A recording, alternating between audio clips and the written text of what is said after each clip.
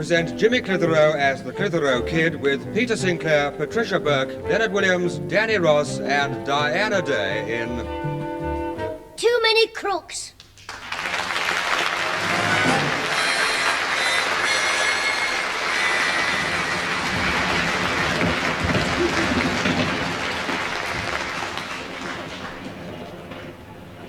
Now listen, Sonny, I can't give you that money. But I brought you my savings book. Look, that's my name on the front. Master James Clitheroe, 45 Lilac Avenue. I'm him, it's me, I'm Jim. Now come on, mister.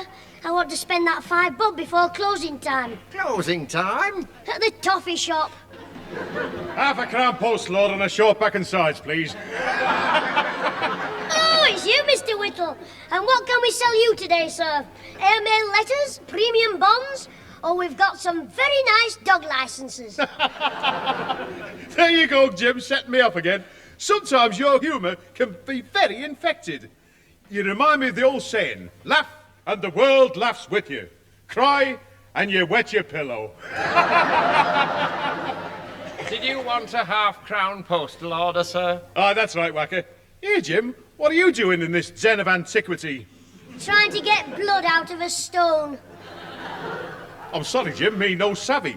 I want to draw out a measly £5 on my savings book, and he says I can't have it. There you are, sir. Half-crown postal order. So, mate, there's the cash. I say. Yes. I don't want you to think I'm protruding. But why can't this lad draw his dollar out? Because he's only got 1 and 9p in his account. Oh, well, that's different. Now, Jim, be sensible. If you've only got 1 and 9 in your account, and the gent lets you have £5, he'll finish up a trifle unbalanced. Oh, I give up. Ta-ra, Mr. Whittle. It's nearly tea time. I'll get back to the workhouse for me bowl of gruel. Hey, I tell you, Jim, I'll give you a lift. I've got one of the firm's vans outside. Come on. Oh, all right. I know when I'm beaten. Oh, what a life. I'll be glad when I'm old enough to go on the dole. Look, Jim, if your hard's up for cash, why don't you borrow off your old granddad? Are you kidding? He's worse off than I am. Huh? This morning I tried to tap him for £2. What happened? He tapped me with his slipper and said he was broke. Mr. Whittle, if I asked you nicely... No, sorry, Jim. If I was to lend you money, your granddad wouldn't like it at all. Oh, all right. Hey, look who's waiting for a bus, our Susan. Oh, I wonder if she'd like a lift in the van. I'll ask her. Pardon me, oh beautiful one. Can we transport you home in Mr. Whittle's winged chariot? The fare's a bob. Oh, it's you, Mischief. Hello, Mr. Whittle. Hi there, sweet Sue. Would you care for a lift in the old jalopy? Oh, no thanks, Mr. Whittle. I'm meeting my boyfriend, Alfie Hall. We're catching the bus, if he ever turns up. Oh, he's late for the rendezvous, is he? He'll be waiting till it goes dark. He doesn't like being seen with her in the daylight. You can just cut that out. Oh, where is he? I've let 3 buses go already. Susan, while you're waiting, would you like to play a game? What do you mean? It's dead simple. First of all, you give me 5 shillings. Oh, no, I don't. It's smashing, Susan. I'm Abernathy, the magician, and you're with a twanky. Hey, come on, Jim. We haven't got time for your pantomime comicalities. This is magic, Mr. Whittle. I'll make her 5 shillings become something else. What are you talking about? I walk into that shop over there, put the £5 on the counter and say, fee, fo, fi, fum, turn into sweets for Jimmy's tum.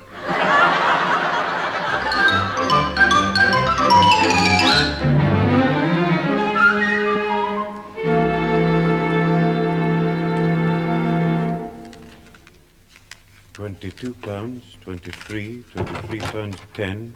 Oh, will you be long, Father? I want to set the table for tea. Now, hang on a minute, Pat. 24, 25. Well, how about that?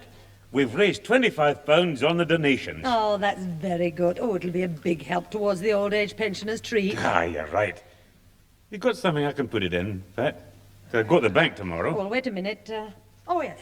Look, there's this envelope from Mr. Dobson, the grocer. He sent me the bill this morning. Let me see. Ah, that'll do fine. Well, here you are, then. I should get all that money out of sight before Jimmy comes in. He might get his water pistol out and do a Dick Turpin on you. Oh, it just fits in. Now, I'll put this little lot in the sideboard drawer in the front room. You know, Pat, it's funny this envelope should be from Dobson the grocer. Why? Well, he was the only tradesman in the district who wouldn't give me a donation for the pensioners. Well, I shouldn't think he's short of money. That shop's a gold mine. Hello, Mum. Hello, Grandad. Oh, Jimmy. I've got a message for you from Mr. Whittle. He says he's sorry you broke and he'll take you sailing. Sailing? Yes, if you'll meet him at the Rose and Crown tonight, he'll push the boat out. No, that'll be enough of that, Jimmy. I've had enough cheek from that old skinflint Dobson the grocer. Just because I happened to ask him a simple favour. What did he do? Take the eggshells back and ask him if there was anything on the empties? Now, don't be funny. The only way you'd ever get money out of Dobson would be to pinch it out of his till. Oh, anyway, Pat, I'll just put this little lot away and wash my hands for my tea. Right, Father. You better get ready for tea as well, Jimmy. Oh, just answer the door while I'm in the kitchen, will you? It's probably Susan and Alfie. Right, Mum. Susan and Alfie were sweethearts. Oh, Lordy, how they could snog. Hello, Jimmy. Hello, Snoggy. Alfie. Come in. It's our Jimmy. Hey, where is she? Who? Ah, Susan. She's not here with you. Oh, I know that because I'm on my own. Yeah, I mean, I'm with you, but you're not Susan, are you? No, thank goodness. If I was our Susan, I'd be waiting at the bus stop for a big soft Nelly. Oh, is that where she is? Hey, well, look, I'll tell you first. It's exciting, this. Listen, I went in Dobson's, the grocer's, this afternoon because it was my turn to make the tea break with no cocoa, so I got some coffee. And while I was giving Dobson the money, he said he'd had it pinched out of his till while his back was turned. Oh, I'm short of breath. You'll be short of blood when our Susan sees you. Jimmy, didn't you hear me? I said there'd been a dobbery at Robson's. A robbery at Dobson's. You see, I was there while I was giving him the And somebody pinch your brains. Oh, look, hey, if you're going to be cheeky, I'll go and tell your mother at the bus stop. I mean, you're Susan at the bus. The bus stop? Oh, hey, Susan's waiting at the bus stop. Waiting for me at the bus stop. With a sickening thud, the penny drops. Oh, dear me. She'll be waiting. I'm off. Oh, Alfie, you're here. Yeah, hello, Mrs. Clitheroe. Ta-ra. Oh, are you going? No, I'm coming back. But I'm going first, and then I'm coming back. Wait a minute, but where's Susan? She's waiting for a robbery at the bus stop. What? No, waiting at the grocer's for a tea break. Oh, I see. Jimmy, what's he talking about? About the biggest load of rubbish I've ever heard. No, you see, it's you, Susan. Mother, what do you think? Alfie never... Alfie! Yeah, hello, Susan. I was just telling your mother where I'm going. You see, Mrs. Clitheroe, Susan's not here. She's not there. You're not with it. With me, I mean, she's waiting to be picked. Susan! Alfie! I waited over half an hour for you. What happened? Yeah, well, I got everything mixed up as usual. Yeah, I've always been like this. I used to be the same at school, and I'm no better now I'm grown up. Yeah, I mean, What are you trying to say? He was a crazy mixed-up kid who grew into a silly old goat. Yeah, that's it. Oh, belt up.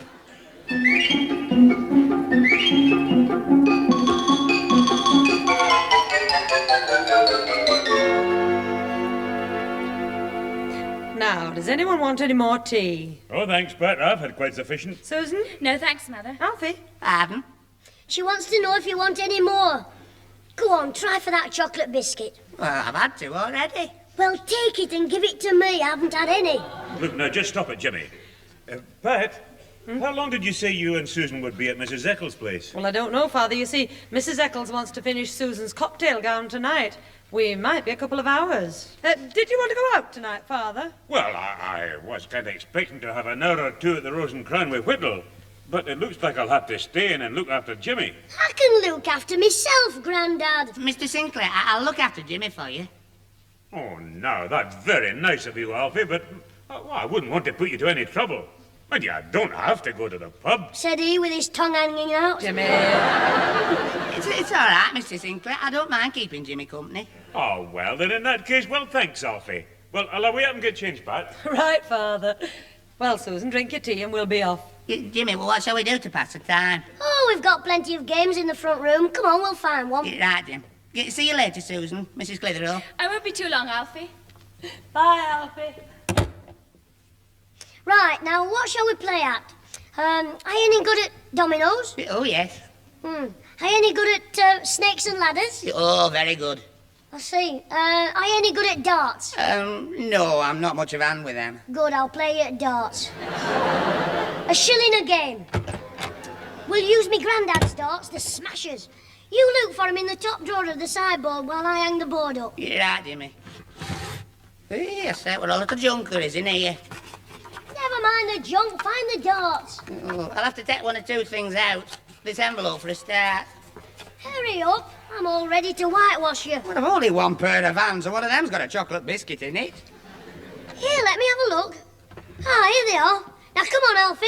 A shilling a game, 301 up, middle for diddle, and as you're bigger than me, you throw kneeling down. Oh, Jimmy, your mother says there's some meat pies in the kitchen if you and Alfie get a wee bit peckish later on. Thanks, Grandad. Hey, what are you doing with my darts? Well, we're going to have a game. Don't worry, I won't make the same mistake as last time. What was that? I hung the dartboard up next to the window. Never mind that. Now put them back. They're my property. And hey, Alfie, what's that you got in your hand? Half a chocolate biscuit. I mean the other hand, the envelope. Oh, I thought you meant the chocolate biscuit. Well, give it to me, it's mine. Well, I've eaten half of it. Would you like a mint humbug instead? Give me that envelope. Oh, you've torn it. Hey, it's full of money. You blithering idiot. Grandad, where did you get all that? You mind your own business, and that goes for you too, Alfie. But you told me you were broke this morning. Ah, well, an hour ago I went out and robbed a bank. Yeah, you'll get it, Mother. If you... you didn't rob a bank. They were all shut an hour ago. You see, Grandad, you can't fool Alfie. He's not as daft as he looks. I'm not as daft. Oh, shut up. Oh, out of my way. Now, Jimmy, I'm putting this money back in the drawer, and if you lay a finger on it, I'll dust your pants for you. I won't touch it, Grandad. You'd better not. Now, just behave yourselves. Alfie, you've gone and upset him now. Now we can't play darts. Why didn't you give it to him straight away? Well, I didn't know he liked chocolate biscuits. Not the chocolate biscuits, the envelope. Oh, don't some mothers have them? Hey, Jim, Mr. Dobson must have given your granddad that money. Who? The Dobson, the grocer. His name was on the envelope. Don't be daft. Grandad was only saying what an old skinflint he was. He said the only way to get any money off him was to pinch it from the till. Oh, heck, Alfie. What were you telling me about Dobson's being robbed? Yeah, well, you see, I went in Dobson's, the grocer's, because it was my turn to make the tea breaker, but with no cocoa, so I got some coffee, and while I was... You get to punch up the spout in a minute. How was he robbed? Somebody pinched the money from his till when he wasn't looking. Mr. Dobson, I mean, not pinched the money, wasn't looking. The other fella was looking, and he couldn't have pinched the money while Mr. Dobson wasn't looking. He didn't see him then. Oh. Mr. Dobson, this bloke who pinched the money when he wasn't looking did see Mr. Did Mr. Dobson see him when he wasn't Have they caught the thief? No, but they've got a clue. That's something you haven't got. When I left the shop, I spoke to him on the corner. And Who, Mr. Dobson or the thief? Neither, the bloke selling newspapers. And he said that he saw an old gentleman running away from the shop, so they think it were him. An old fella? The envelope? From his till? Alfie, me granddad's a thief. Is he? What's he pinched? Oh, wrap up. Dobson's been robbed. I told you what me granddad said about him, and now we've found the money. Oh dear. You mean he's the old gentleman? Yes, the daft old gentleman. That's it, he's going daft in his old age. No wonder he was annoyed when he found us taking his things out of that drawer. The envelope and his darts, you mean? Yes, Alfie, what shall we do? Play dominoes. You what? Well, he said we can't have his darts. I mean about... Oh, don't bother. I'll phone Mr. Craythorpe and ask him to come over and help us. Oh, you mean about your granddad? Oh, that's a good idea. Yeah, is there anything I can do? Yes, stick a notice on your head. To let, unfurnished.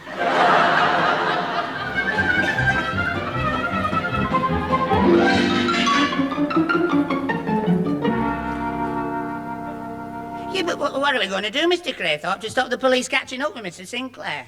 I don't know. I'm stunned. I'm speechless. I don't know what to say. What can I say?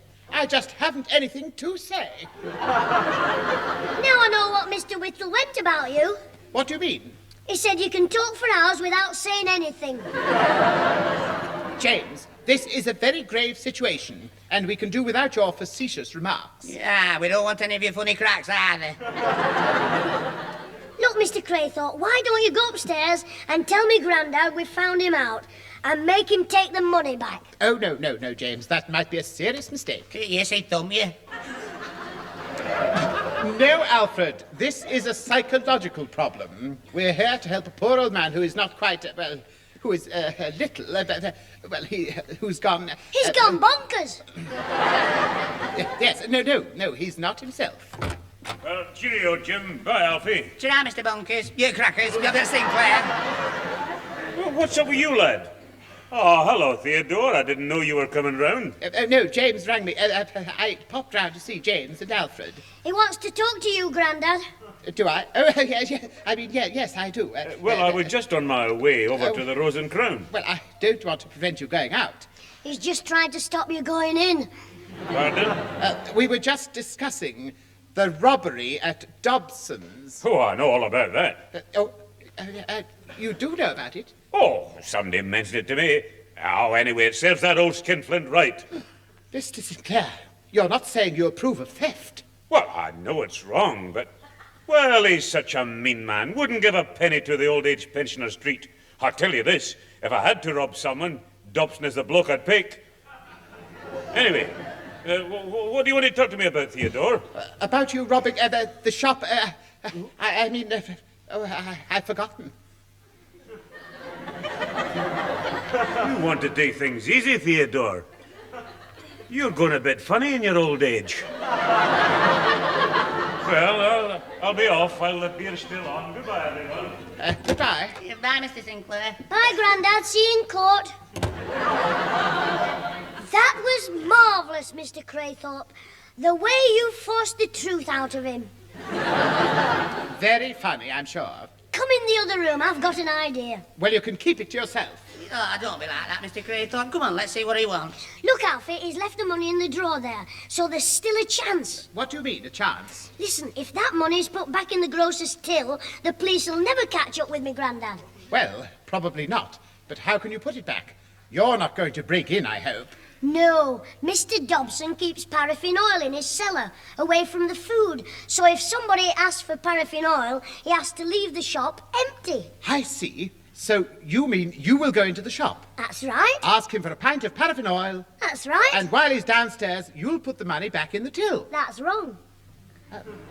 You and Alfie'll put it back.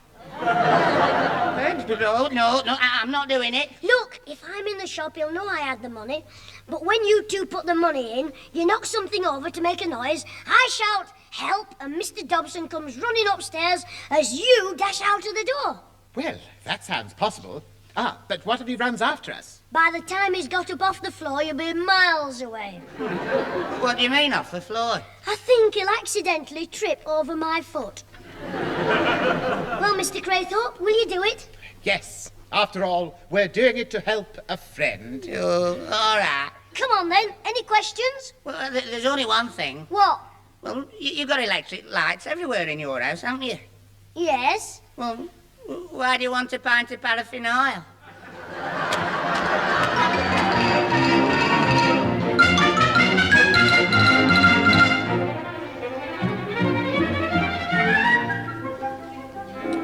Let's see your money first, Clitheroe, my lad. There it is, Mr. Dobson, a 2-shilling piece. Thanks. I'll give you the change when I get the paraffin.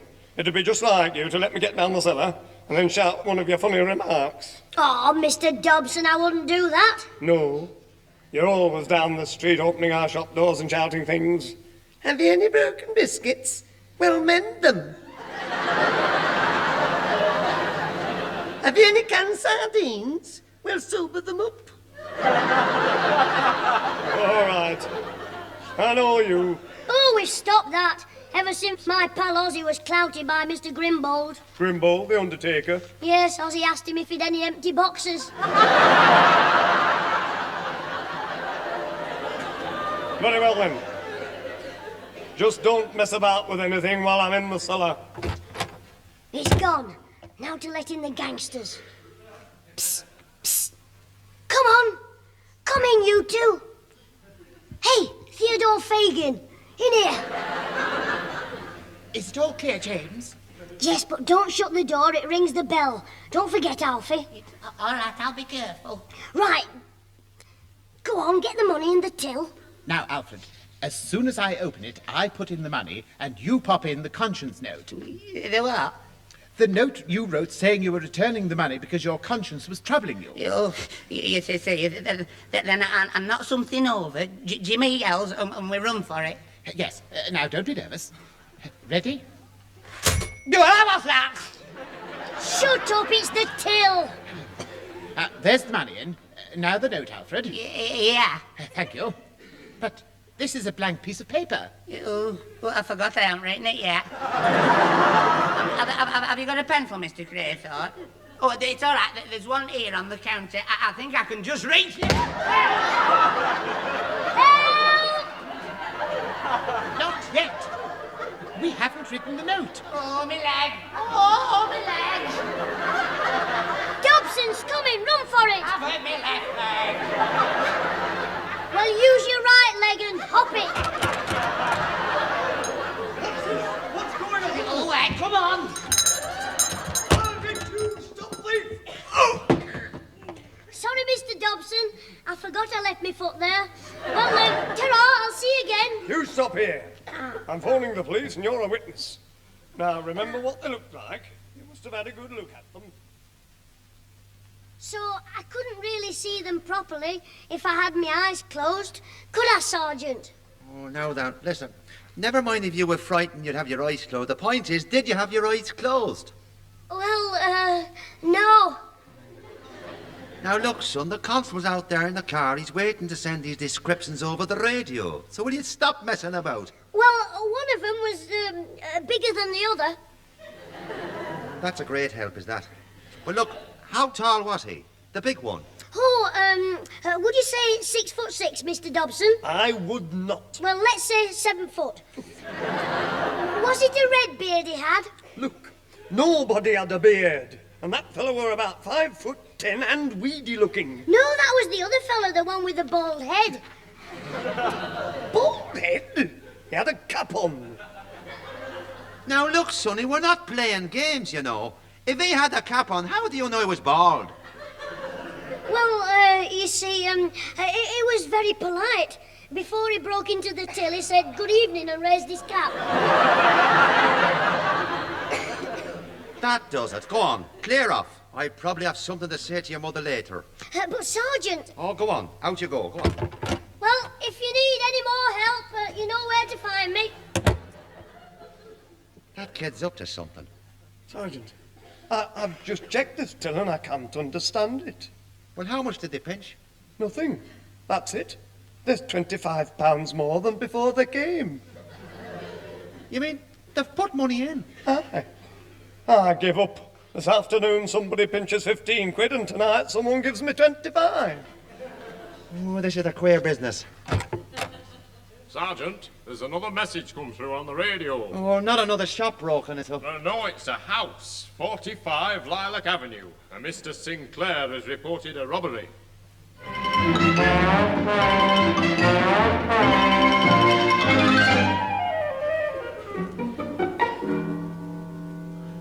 Now look, Mr. Sinclair and Mrs. Clitheroe. Constable Parker and myself, we've been over every inch of this room. Ah, we have that, as you might say, with a fine tooth comb. Yes, Parker. And, sir, it has obviously not been broken into. As you might say, an inside job. Yeah, Parker. But that's ridiculous, Sergeant. None of our friends would steal. Or perhaps you think one of the family did it. Mother, I'm only telling you what the evidence shows. Well, you want to look again. Some thief has obviously got in somehow. Not unless Father Christmas got down the chimney. This isn't funny to us, Sergeant. They're in here. Mr. Sinclair, I think you'd better come down to the station. No, you don't. You're not arresting me, Grandad. Alfie, Mr. Craythorpe, grab the coppers. Let go of me, lad. What are you doing? I won't. Run for it, Grandad. What are you doing, Jimmy? Jimmy, stop that. Let go of the Sergeant. It's no use, James. We can't fight the law. What are you talking about? Well, Mr. Sinclair didn't mean to steal the money. I mean, well, he couldn't help it. It's his age. He can't help being crackers. Alfred, please. Look, Sergeant, the stolen money has been returned to Dobson's, the grocers. Dobson's? How did you know? Well, we took it from the drawer and put it back in the till. But headquarters just sent a message on the radio saying the thief had been caught with the money on him. He's confessed. Oh, heck. Jimmy, did you take Grandad's money from that drawer? No, Mr. Craythorpe took it. James, you told me to take it, you and Alfred. You said your grandfather had stolen it from Dobson's. Oh, did he?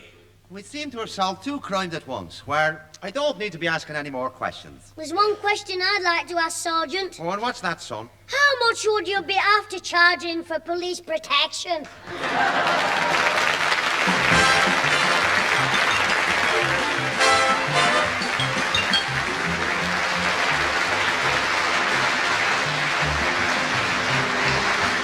Those involved with the Clitheroe Kid this week were Peter Sinclair as grandfather, Patricia Burke as mother, Leonard Williams as both Theodore Craythorpe and Harry Whittle, Danny Ross as Alfie Hall, and Diana Day as Susan. Also appearing were Tony Melody, Brian Truman, and Jack Woolgar.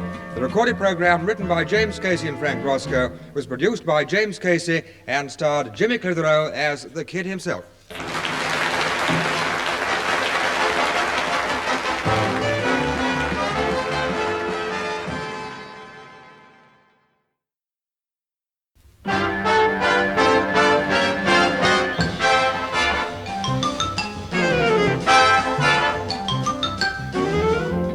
We present Jimmy Clitheroe as the Clitheroe Kid, with Peter Sinclair, Patricia Burke, Leonard Williams, Danny Ross, and Diana Day in...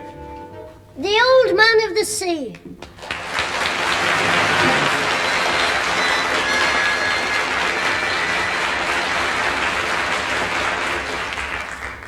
Pat, are you sure this is the way we put this camp bed Oh, up? I'm positive, Father. Look, that thing goes over there, and then you slot this piece of wood in here. But I thought you slotted that piece of wood in there, not here. No, that's for this other piece of wood. I'm fed up, Grandad, having to share your room. Why can't I sleep in my own bed? Because we've got an old shipmate of your granddad's coming to stay and he's having your room. You know all about it. Well, if he's a sailor, he'll have his own hammock.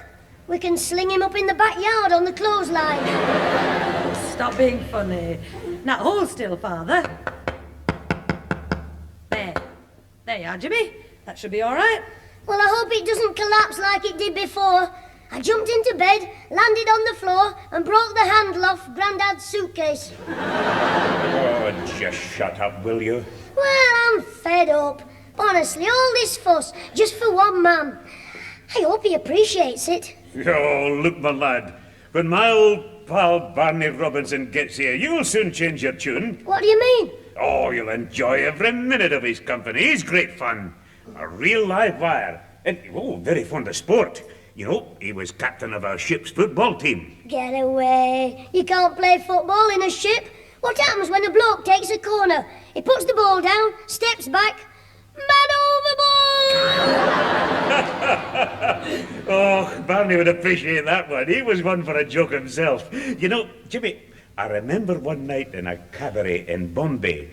There were, you know, these dancing girls, and Barney went up to one of them, winked, and he said... But, Father, that'll do. Remember who's listening. Yes, Grandad, you mustn't talk like that in front of me, Mum. You can tell me after when she's gone downstairs. Father, come and look out of the window. I think he's arrived. Let me see. Aye, oh, that's Barney, all right. Oh, look, he's come by taxi. Well, that's one thing we know about him. He's not a Scotsman. Hey, that's Mr. Higginbottom's taxi. I'd better go and rescue your pal before he gets overcharged. If Mr. Higginbottom takes all his money off him, he won't have a shilling tip for me when I carry his suitcase. I won't be a minute. Now listen here, mister.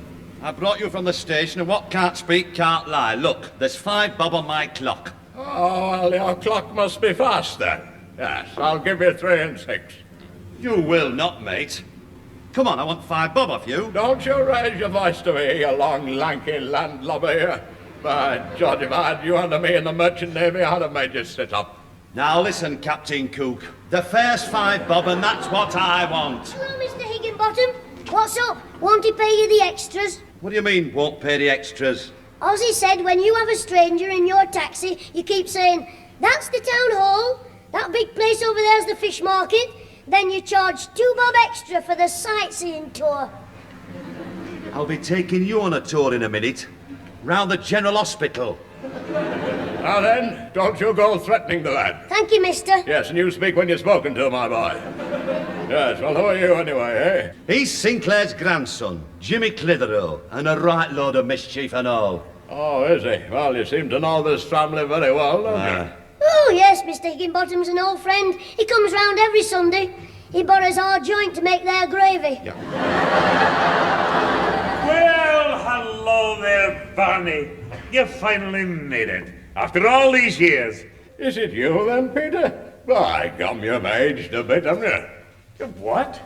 Look, when you two are finished, what about my money? Yes, Peter, my old matey, yes. I've no change on me. Pay the taxi, will you? Me? Pay the taxi? What's up, Grandad? You've gone white. Now that'll do, Chilly. Now look, Barney, I've no money on me, but we'll settle it with Higginbottom when I take you down to the Rose and Crown tonight. You know, for a wee drink. Drink? I'll not get him on that caper. No. I haven't touched a drop for 10 years. Surprised at you, Peter, wasting your money on selfish pleasure. Oh, Grandad doesn't drink for pleasure. He does it to make him sleep. Does he? Yes, and sometimes it works before he gets home. You aren't putting in your place, my lad. Anyway, can't stand about here in the cold. It'll just play me chest up, you know. This way, Mr. Robinson. Come in, will you? Yeah, thank you. Yes. Well, now, I'm going in the house, Peter. Pay that pirate his taxi money, will you? Well, Grandad, so that's your old pal, who I'm going to enjoy every minute of. Jolly Jack himself. I've never seen such a change in a man. Never mind the change in him. What about the change for my taxi fare? Oh, all right, Higginbottom. If you're in such a hurry, I'll get the money from someone in the house. Excuse me while I go and hide my piggy bank. What? All right, then.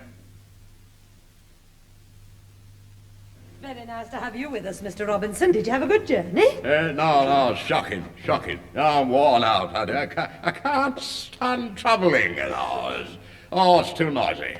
Well, we'll be having a meal soon. I'm sure you'll be ready for that. Yes, well, that depends what it is. Can't eat anything rich or starchy. Must have steamed fish or a lightly boiled egg.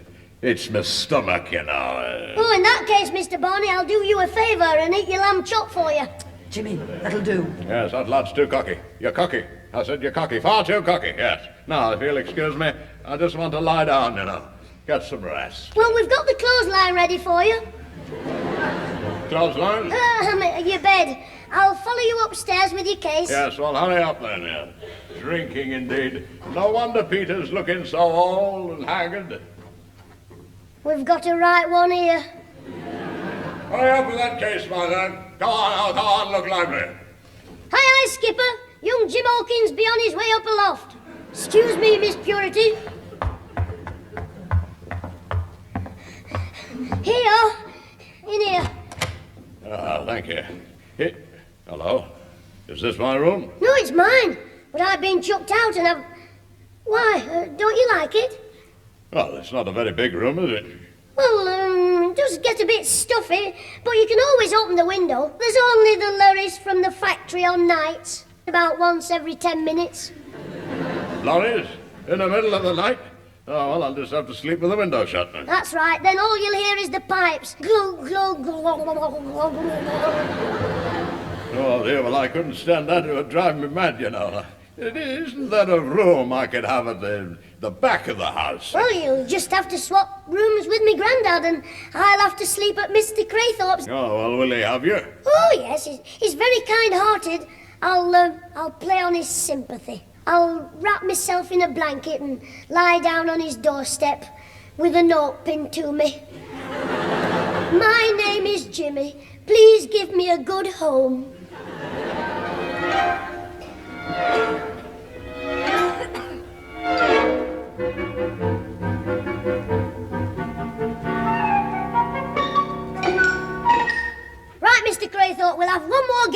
and you be the baddie again. Oh, dear. Do I have to be Billy the Kid? Oh, all right.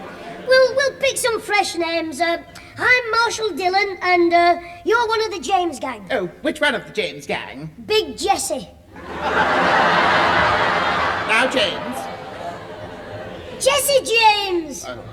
You go and hide in Dead Man's Gulch. Oh, hide where? In your sister's bedroom. And this time when I catch you, I promise not to hog tie you. Go on, off you go. Just a moment, James. Even a bandit must get some rest now and again. Oh, all right, Mr. Craythorpe. I mean, you have done your best to keep me amused during the 3 days I've been staying with you, haven't you? Is that all it is? 3 days?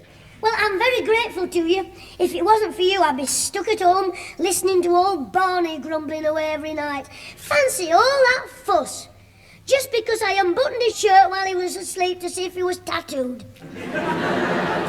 Well, no one is perfect, James, and after all, the man is staying as a guest. You can't just bundle him out of the house neck and crop. No, but I think Grandad's given him a gentle hint that he's not wanted. Oh, how do you mean? The other night, Barney wanted something to read in bed, and Grandad gave him the railway timetables. Now, that wasn't a very nice thing to do, was it? I don't know why you're sticking up for Barney. He doesn't like you. Now, don't drag me into it, James. Although I must say, it can't be much fun with a man like that living in the house. From the way he talked after you left yesterday, he should be living up a tree. Living up a tree?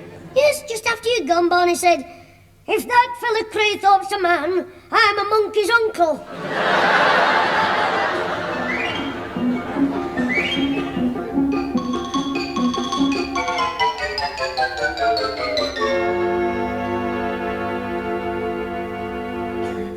Pat, keep your voice down. Barney might hear you. I'm not really bothered if he does. Since he arrived here, he's been nothing but trouble. Oh, well, now, Pat, he's our guest, so we've just got to put up with him. Well, I'm not spending another 10 days running up and down stairs for him. I'm all worn out. Hello, Mum. Is it safe to come in? Oh, it's you, Jimmy. Your tea's not ready yet, love. Hello, Grandad. How's your old shipmate? Have you found out where he's hidden the corkscrew yet? There's no need to be funny, Jimmy, just because you've got yourself organised at Craythorpe's. Oh, yes, that reminds me. Mr. Craythorpe's decided that cowboys and Indians is too noisy. So tonight, we're having a musical evening instead. What do you mean? I'm going to teach him how to play my drum set. I'll just go and get it out of the front room. Now, don't start any trouble. Susan and Alfie are in there. Right, Mum. I wonder how the turtle doves are getting on with Barney here. Oh, they've left the door open. Well, as our teacher says, if you never listen, you never learn anything.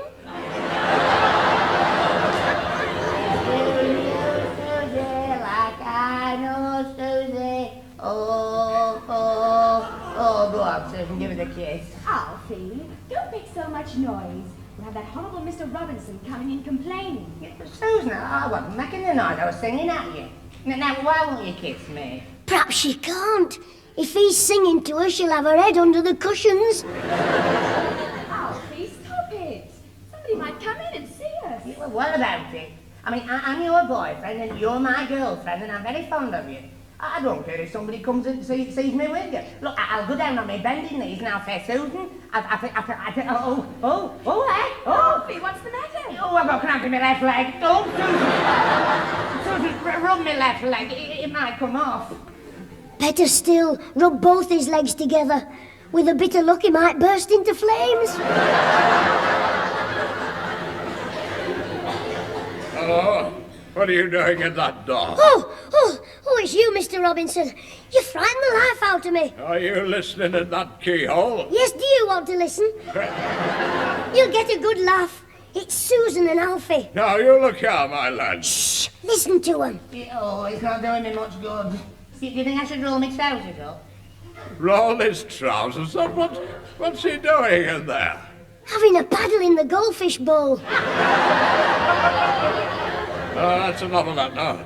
I'll teach him to carry on in there. Just break it up, you two. What? Oh, it's Mr. Robinson. Oh, yes, I heard you. Heard you at the door. Carrying on, young lady. You ought to be ashamed of yourself. Look, we were doing nothing wrong. And anyway, what's it got to do with you? Don't you answer me back.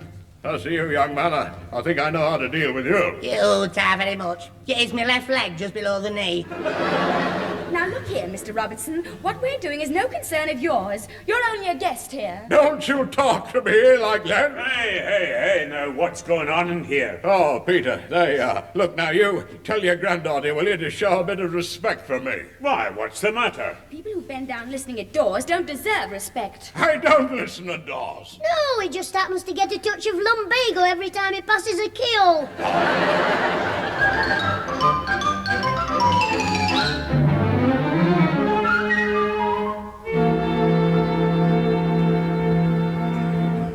Father, it's no use. We'll have to tell him to go. I'm worn out. What with cooking special dishes for him, making his bed 3 times a day after his naps. He has an hour after lunch, an hour after tea, and then he wants his early morning cup of tea at 6 o'clock in the morning. I'm fed up. Oh, I know, Pat, I know, but, well, after all these years we're still together, I just can't tell him to get out. He's only here for another 9 days. Grandfather, your friend has been in that bathroom for nearly an hour. Would you please tell him to get out? Look, Susan, the man's entitled to have a bath. Not 3 times a day. Even Jimmy isn't that dirty. But I want to wash before tea. Well, couldn't you no manage in the kitchen? And what do you think the neighbours would say if I had a bath standing in the sink? Your favourite son's home, ma'am. You can kill the fatty calf and our Susan as well. That's all we needed. Laughing, boy. Jimmy, we're in no mood for jokes if you don't mind. No, we're not likely to be until Barnacle Barney clears off home. You're not sending him away, are you? I don't want to leave Craythorpe. Mr. Robinson's a very lonely man. Yeah, I'm not surprised. What beats me is how he spent 30 years at sea without being thrown in it. Oh, Master James wants him to stay. Mr. Craythorpe is letting him do as he pleases. Stay up half the night, eat all the sweets he can, and he's probably fool enough to do Jimmy's homework while he watches television. You don't like old Barney because he caught you and Alfie snogging. We were not kissing. No? Well, how long has Alfie been wearing lipstick on the back of his neck? You look like a couple of Comanches doing a bit of Indian wrestling. Big Chief, all in the head, and his squaw running mascara. Chief hug, squaw hug, everybody hug hug. All right, Jimmy, all right. Susan is quite right. You wouldn't be so cheerful if you were living at home. I'll go, Mother. It's probably Alfie. Grandad, you're not going to send your old shipmate away, are you? I can't. But it's a pity we didn't tell him your room was the only one available. Then he'd never have stayed in the first place. Oh, hello, Mr. Craythorpe. Come in. Thank you, Susan. Mother, it's Mr. Craythorpe. Good evening. Oh, hello, Theodore. This is an unexpected pleasure. Well, I feel rather bad about this, but I've brought his clothes back. James, I mean. What for? They don't want washing yet. It's not that. I'm afraid my sister can't put up with you. Can't look after you any longer. She has a chill, a bad one. I'm very sorry. Oh, no. Don't apologize, Theodore. Man, it's the best news I've heard for a week. You what? I don't understand. Well, if Jimmy comes back, he and I will have to go into my bedroom. And Barney will have to go into Jimmy's. But Barney said he couldn't sleep in Jimmy's room because of his health. Exactly. So out he goes. Come on, Pat. We'll tell the sailor to up anchor and get his bag packed. I can't wait. Theodore, would you ring for Mr. Higginbottom for us and ask him to come round with his taxi? Right you are. Well, Mr. Clitheroe, that's taking care of your little holiday from home. I think you're all cruel, putting a poor old man out in the snow. Nonsense, James. Well, I must make that phone call. Oh, Barney's got plenty of money and a lovely home. You're just annoyed because you'll have to start doing your own homework and going to bed early. If I go to bed early, I can't sleep with you and Alfie below me in the front room. We never make a noise. When you're in bed, we speak in a whisper. I know, and it's blooming cold lying down with me here on the floor. Anyway, you haven't won yet. What do you mean? Never mind, big conk. I've just thought of something that might save me. Well, I've put some sandwiches in for you, Barney. Thin wholemeal bread and cheese, just as you like it. Oh, much obliged, I'm sure, but you needn't have bothered. Your cheese gives me indigestion. Oh, does it indeed? Perhaps you could give him something else, Pat. I could give him something else, all right. But I don't think the chemist would sell me any. She means the grocers. You know, they're closed. Yes, well, don't bother about me. I don't expect anyone to put themselves out on my behalf. Anyway, he'll soon be rid of me. Oh, now, don't talk like that, Barney. Come in, Mr. Whittle. Right you are, me little worker. Mr. Robinson, we can't help it if there's no room here. No, Barney, I mean, you know, we That's don't right, want you Mr. to Robinson. go. Grandad would be very happy if you could stay, wouldn't you, Grandad? Of course I would. And so would you, ma'am, wouldn't you? Naturally, yes, sir. I mean, Father's friends are always welcome. Good. Well, Mr. Whittle's got some good news for you. What? Well, Jim told me as how Pete's best friend was having to bid you a sailor's farewell on account of having nowhere to sling his hammock. So, I've come round to say Jim can stay with us in the spare bedroom. No one ever uses it. And your old mate can stay with you, Pete. See, Grandad, now you're happy again, aren't you? I'm happy. Well, Pat, we'd better get Barney's things back upstairs. Yes, well, if you'll put some hot water bottles in the bed, I may as well have a little nap before I eat. Yes, thank you very much. Yes. I'll put the kettle on. And Jimmy, I'd like to have a chat with you before you go to Mr. Whittle's tonight. Yes, Mum. Oh, excuse me, folks. I've just seen my old dad going up the path. I'd better tell him to get the spare room ready. You see, he keeps his bits and pieces in there, and he has the room locked. Sit tight, Chuck. I'll open the door. Hello, Iggy. How do, Harry? Is that fella Robinson in? I've called to take him to the station. Huh? Hey, Jolly Jack the Sailor. The hearse has come for you. Well, you've got some weird friends, Peter. Well, you're one of them. His friends, I mean. Now, don't you start, Jimmy. Hello, the troublemaker's at it again, is he? Don't you call my Grandad a troublemaker. I'm talking to you. Anyway, come on, Mr. Robinson, let's get away. Wait a minute. I'm not going. They've changed their minds again. Oh, have they? Well, you ordered me, so I want 3 and a tanner for being called out. Oh, yes, well, that's fair enough. Peter, pay the man, will you? Who, me? Well, you don't expect me to pay for your mistakes, do you? No, I'll pay him. Here you are, Higginbotham. 2, 3, 3 and 3, 3 and 6pence. What about his tip? That'll be the day. And next time you want a taxi for Robinson here, I'll be busy. But give me a ring and I'll tell you where to go. No, but I'm sorry, Mr. Higginbotham. Did I tread on you? No, get in there. There's always room for another monkey in the Clitheroe menagerie. I suppose there is now that big ape's gone. Yeah, but why is he always so miserable? It's his job. He'd probably be happier if he was something else, like a hangman. Well, you see, it's rather complicated, Alfie. Mr. Higginbotham came to take my friend to the station, but now he's not going. Oh, I know, Mr. Whittle just told me outside. Jimmy was staying at Craythorpe's, but he had to come back because Craythorpe's sister was fed up with him. With Jimmy, not with Mr. Craythorpe. And your friend was staying, but he had to go because Jimmy came back, but then he didn't have to go because he was going. Yeah, Jimmy was. So he wasn't your friend, but he will have to now because Jimmy can't. I think. I wish you would think. Before you open your floodgates. Jimmy can't what, Alfie? Well, he can't stay with Mr. Whittle. He's just coming to tell you. Why can't I stay with Mr. Whittle? They have a spare room. Yeah, I know, but they haven't got anything in it. Yesterday his dad went to the sales and flogged the bed. Oh, the daft old bed flogger. Well, that means you'll have to go after all, Barney. Well, get your things downstairs. Oh, down, up, down. I feel like a blooming yo-yo. Well, there's no need to change anything. What do you mean? Well, I just had a thought. Jimmy can come and stay at our house.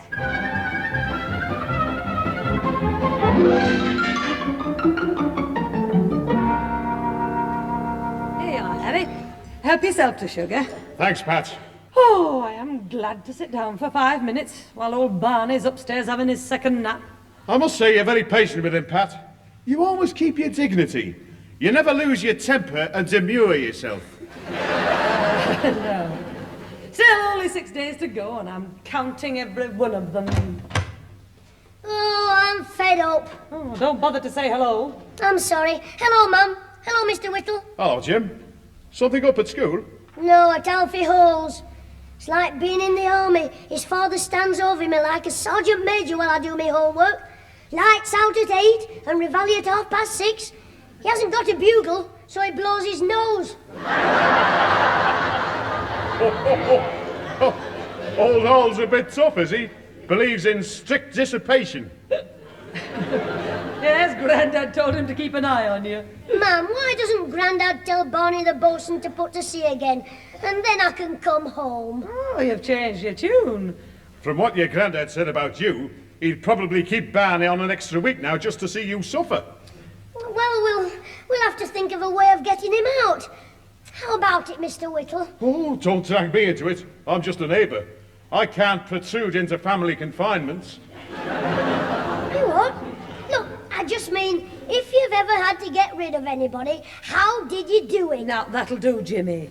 Barney has got to stay here another 6 days. Cocoa! I want some cocoa! Talk of the devil. I'd better go upstairs and see to the old nuisance. Mr. Whittle, if you do remember anything, tell me quick while my mum's out. Well, it does put me in mind of when I was a young lad working on a road in Southern Ireland, as it was then called. Well, I was lodging in a cottage, very cosy. Just me, another lodger, the bloke and his wife, 2 pigs and a donkey. What do you think? Barney says he's got a swollen ankle and he wants some surgical spirit to bathe it in. I've told him it's early closing, but he says he must have some spirit. I've got some old engine oil I could drain off for him. Wait a minute. I've got an idea that might get rid of his bad ankle and Barney as well. Mum, don't worry. Just leave it to me. Come on, Alfie, get the window open so we can hear what they're saying. Oh, all right. What's happening anyway? You'll find out if you open the window. Grandad's slinging Barney out neck and crop. Well, what, his best friend? Yes, he hates him.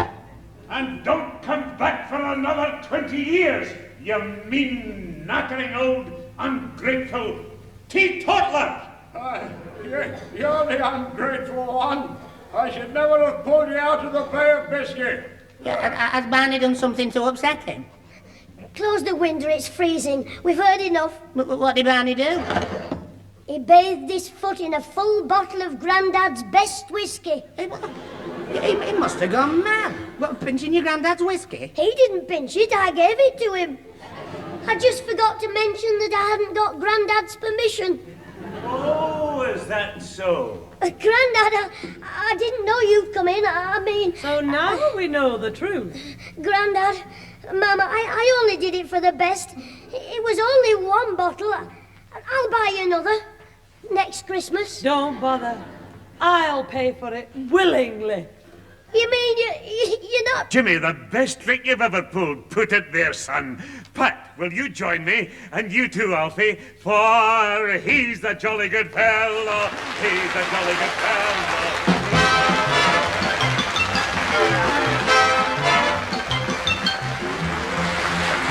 Those involved with the Clitheroe Kid this week were Peter Sinclair's grandfather, Patricia Burke as mother, Leonard Williams as both Theodore Craythorpe and Harry Whittle, Danny Ross as Alfie Hall, Diana Day as Susan, Derek Guyler as Barney, and Tony Melody as Mr. Higginbottom. The recorded programme, written by James Casey and Frank Roscoe, was produced by James Casey and starred Jimmy Clitheroe as the kid himself.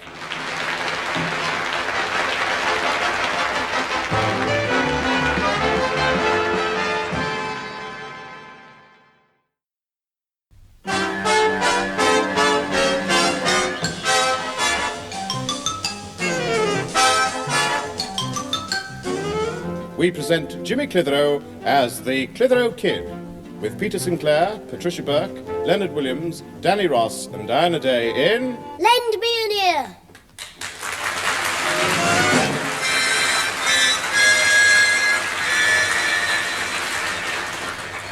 Now look, Craythorpe, have you got some stuff to go to the Freemasons' Hall? Yes, I have, Higginbottom. It's for a jumble sale. Right, well here's my taxi. You won't get much for that at a jumble sale.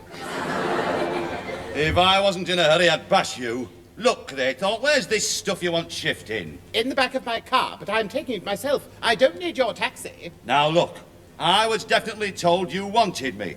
Then whoever told you must be some troublemaking practical joker. Who was it? I'll tell you who it was. Excuse me, I'm just going for a walk. Come here, you. Oh, let go of me hair, you'll scalp me. What do you think you're playing at? I can explain. I went round to play with your Aussie, but he was going out with his mum. And when I saw him, with his best suit on, I remembered the jumble sale. What? You're asking for it, my lad. Now look here. Higginbottom, you are not going to hit that boy while I'm here. All right, then. I'll hit you. What's all the row about? They'll tell you, Mum. I'm just going in the house to get out of trouble. Get out my own work. You're staying here. Look, missus. Your son just got me round here on a wild goose chase. I haven't, Mum. I heard Mr. Craythorpe tell you that before he could move the stuff to the Freemasons' Hall, he'd have to get in touch with Mr. Higginbottom. So I thought I'd save him the bother. But, James, I didn't want his taxi. I only wanted to ask Mr. Higginbottom what time his brother-in-law would be at the hall. He's the caretaker. Oh, I didn't hear that. You mean when you were listening at the door? Yes, Mum. When I wasn't listening. I'd just come out of the bath and I bent down to tie my shoelace. In your carpet slippers? Yes, that's right. In me Oh, heck. You get into the house, young scamp. Go on. I'm very sorry about this, Mr. Higginbottom. Oh, all right, then. But that lad wants taking in hand. He's a public menace. See you in a minute, Theodore. Go on into the living room, you. Go on. Yes, Mum. And just listen. If I hear any more of you saying things you shouldn't, I'll tan your hide for you. I'm sorry, Mum, but you needn't worry. You'll never hear that again. Hey, Jimmy, what have you been saying to Mr. Whittle here? Mind you, Mum, I could be wrong. Oh, no, not more bother. Mr. Whittle, what's it all about? Hello, Pat. I'll tell you. Young Jim here told me that Peter here doesn't want me in the Rose and Crown Tarts team anymore. So I come round to find out why he wants me exterminated. Oh, here we go again. Jimmy? Jimmy? I'm innocent. I know nothing. Whatever it was I said, I never said it. Pat, this young scamp, he was eavesdropping last night when I was on the phone to Fred Earnshaw. That does it. Come here, Jimmy. Come on. Mum, don't hit me. You know I'm delicate. Look, I only went round to Mr. Whittle's to ask him if he'd take me to the speedway racing tomorrow night. I know you did, Jim. But when I said I'd be playing darts for the Rose and Crown, you said I wouldn't, because your granddad wanted me dropped. Now, didn't you? I don't remember. My mind's gone blank. Like the telly with the picture off. And normal service won't be resumed till I'm safely out of the house. Now, look, Whittle, let me explain. You know that the team's been losing a lot of matches lately. Oh, so that's it, eh? Now, look, Jock, I'll admit I've played one or two tough games lately, but we all have our off days. You can't always be persistent. No, look now, if you'll just listen to me... Look, there's others been playing bad besides me, and I refuse to be made the billy goat. Do you mind if I finish what I was trying to say? I don't know why they bother with darts. With the wind they've got, it should be blow football. Father, did you tell Mr. Earnshaw you wanted Mr. Whittle dropped from the team? I did not. I suggested we reshuffle the best players from the first and second teams and make Whittle here the second team captain. Oh, well, that's a fish of a different kettle. And what's more, Whittle, I suggested that I also drop out of the first team to make way for a younger man and play under you in the second team. Oh, I see, Pete. Well, you're right. The first team does need a bit of rejugulating. And I'd be glad to be the second team captain. Pete, I reckon this makes us pals again. Put it there. Ah, well, thanks, Whittle. I'm glad we've cleared the whole thing up. Well, now we're pals again. How about a game of pontoon? Then we can all learn the twist. No, Jimmy. I think Mr. Whittle ought to leave now. I don't think he'd want to stay here and listen to you screaming. Oh, I see. Well, ta-ra, Mr. Whittle. Screaming? Look, my lad, if this sort of thing happens just once more, you won't know what hit you. But, Mum... Don't argue with me. Go on. Just go and see who's at the front door. It's probably Alfie for our Susan. All right, Mum, I'll go. Hey, Pete, if we pop down to Fred Earnshaw's now, it wouldn't take half an hour to pick two new teams. What a life. Still, it's my own fault for talking. From now on, I'm going to be like one of the three wise monkeys.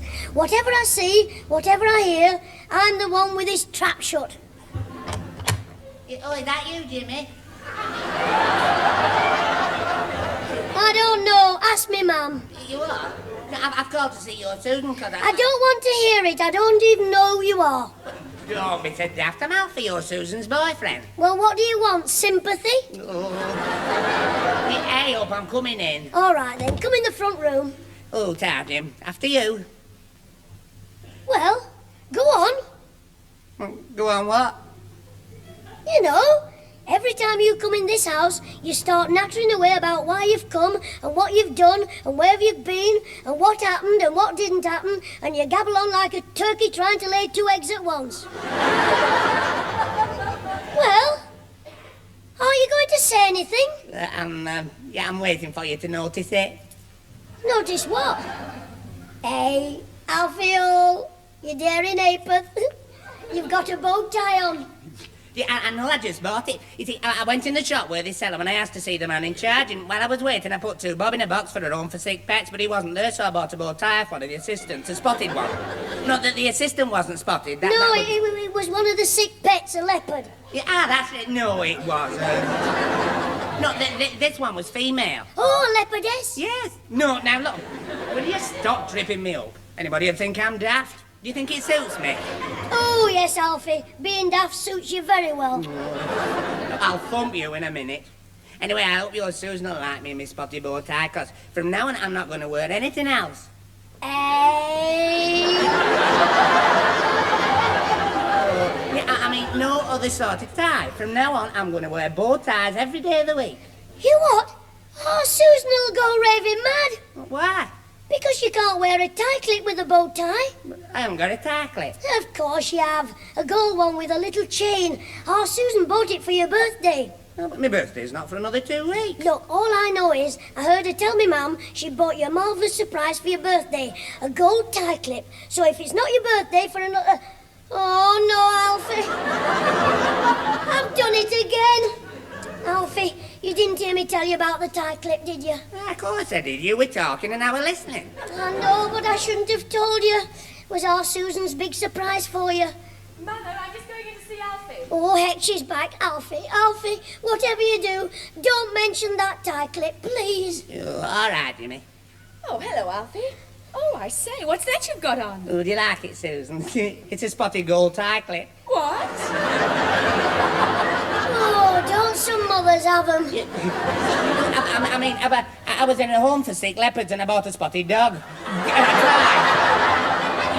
It's a tie with gold spots on.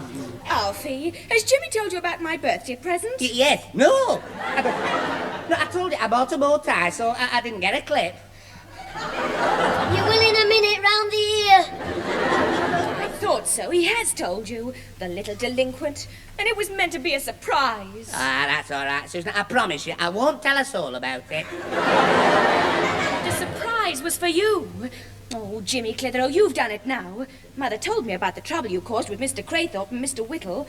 Well, we'll see what she has to say about this. Oh, Susan, come back, Susan. You're my sister. I love you, Susan. Honestly, of all the great big tongue-wagging, no-good, useless cabbages...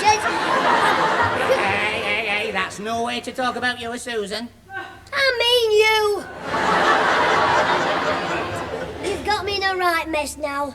Mum said she'd wallop me if this happened, and now it has. I'm not safe in this house anymore. I must get out, run away, find somebody who'll take me in and look after me.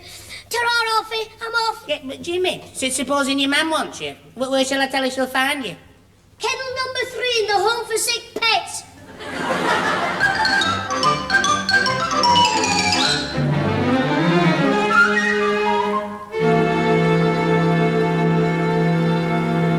Sure you won't stay for a cup of tea, Theodore? No, thank you, Mrs. Clitheroe.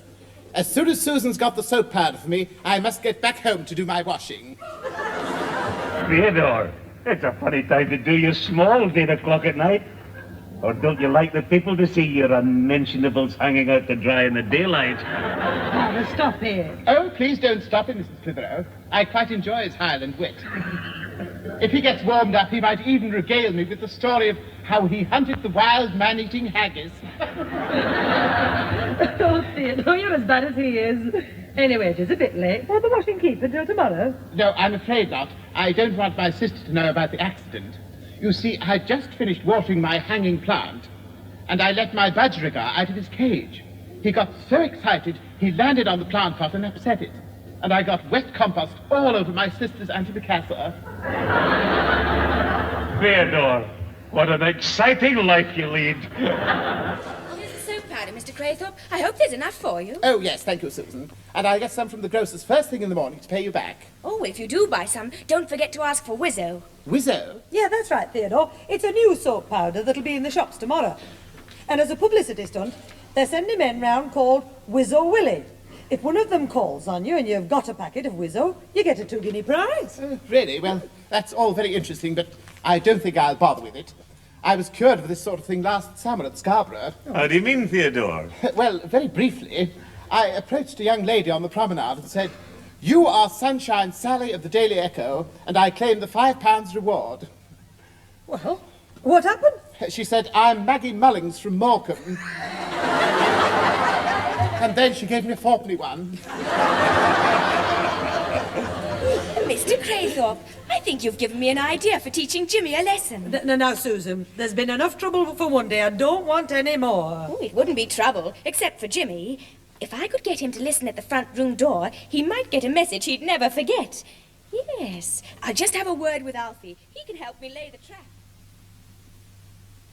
Now then, Alfie, Mother's going to tell Jimmy you want him in here. You're sure you know what to do? I think so. But when he comes in, I send him on an errand. But before he goes out, I say something to you that's suggestive. What? No, I mean, look, something that suggests. You know, something that makes him want to listen instead of going out. So when he does go out, he doesn't. Well, he does, but I mean, he stays where he is outside the door and listens.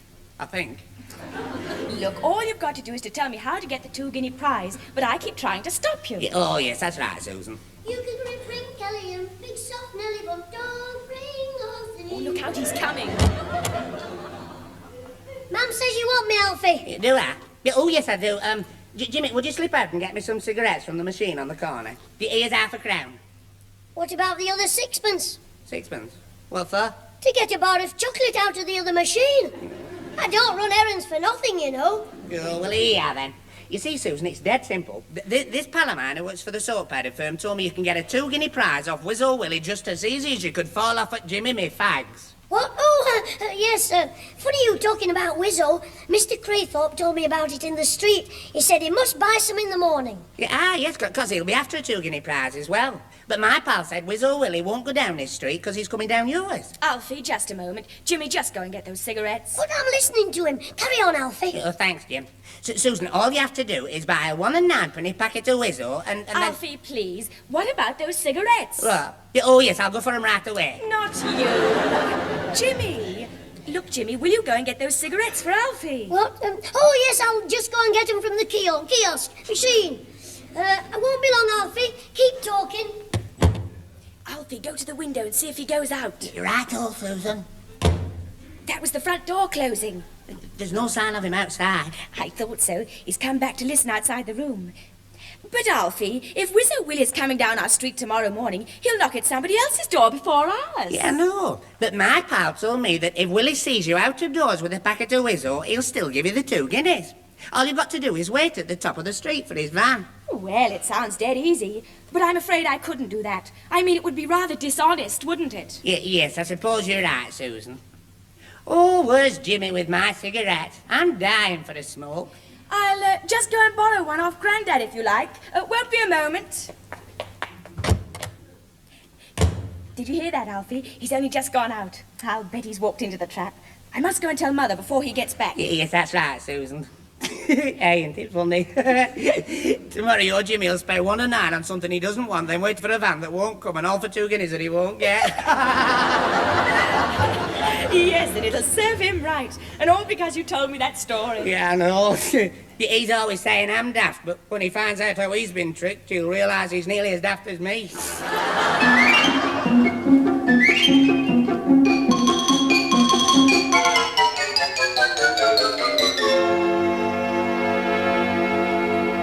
Here, have a cup of tea, Father. Breakfast won't be long. Oh, thanks, my dear. Is Jim up yet? Susan's calling him now. She can't wait to see what he does about the Wizzo man. Willie Wizzo. Well, he's obviously fallen for it. You know, I could hardly keep from laughing last night, the way he was trying to think of an excuse for being out of the house today. Well, Jimmy Muggins is up. He's furious because I didn't wake him up earlier. Oh, it's the first time he's ever objected to staying in bed on a Saturday morning. But the grocer has been open for 5 minutes, and he'll be scared they're sold out of Wizzo. Well, I'd better bring in the breakfast. When Jim's in a hurry, he can be in and out of the bathroom in 2 minutes flat.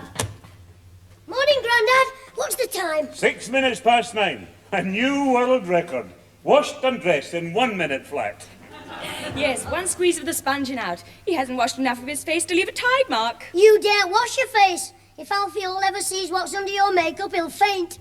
Orange lips, red cheeks, green eyelids. You look like a walking traffic light.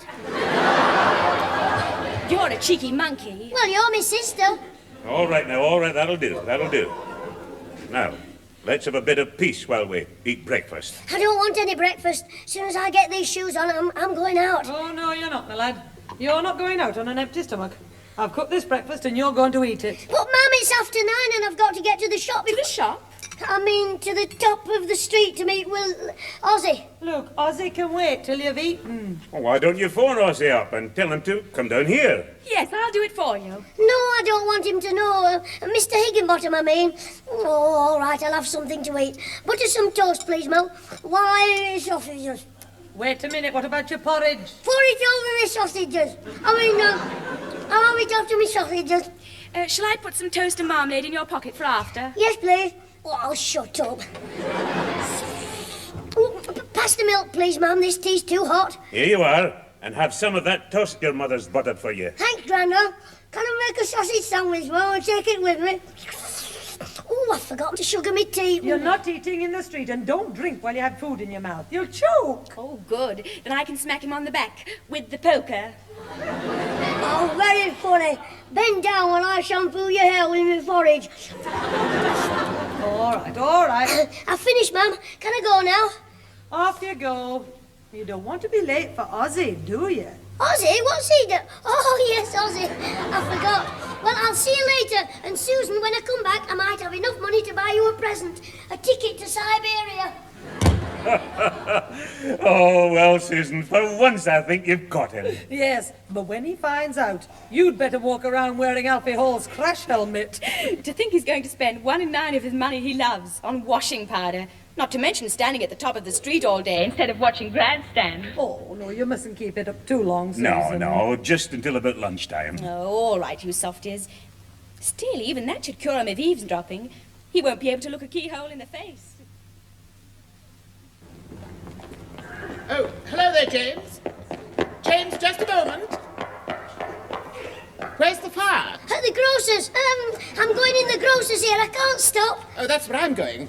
But you go in first if you're in a hurry. Well, there might have been a rush on it. I don't want them to be sold out. Have you got any left, mister?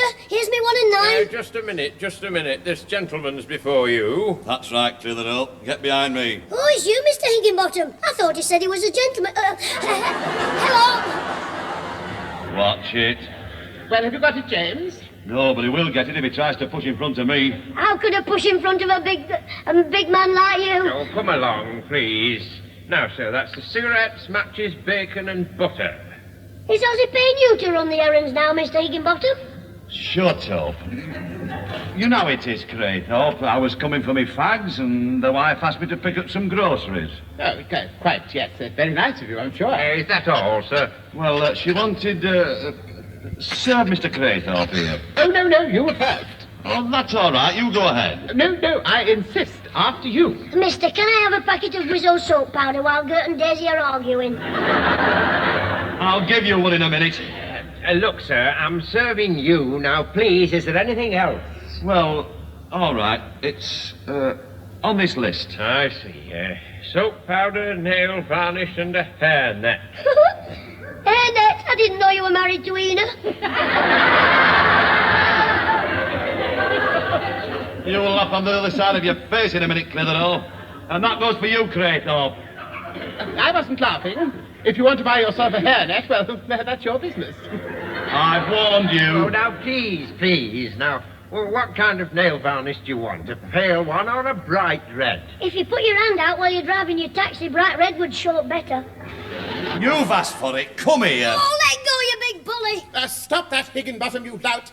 Take your hands off that boy's collar. Right, I'll put them on yours. Let go. Oh, hand me. Oh. Allow, am I? Stop that this minute or I'll send for the police. I'll go and get him, mister, if you'll sell us a packet of Whizzle first. Oh, all right, keep your head on. How much do I owe you? I'll see you two later. Thank you. That will be 19 and 11. Well, here's £1. Keep the change and buy Craythorpe here a sticking plaster for his eye. I'll buy my own There's nothing wrong with my eye. The day's young yet. Who do you think you're talking to, codface? He didn't hear you. Oh, a pity. I'll go and get him. No, James. Hey, mister, was that a packet of Whizzle you sold him? Yes, why? Well, give me one quick. I've got to get to the top of the street before him. If Whizzle Willie sees old Codmouth first, I've had me chips.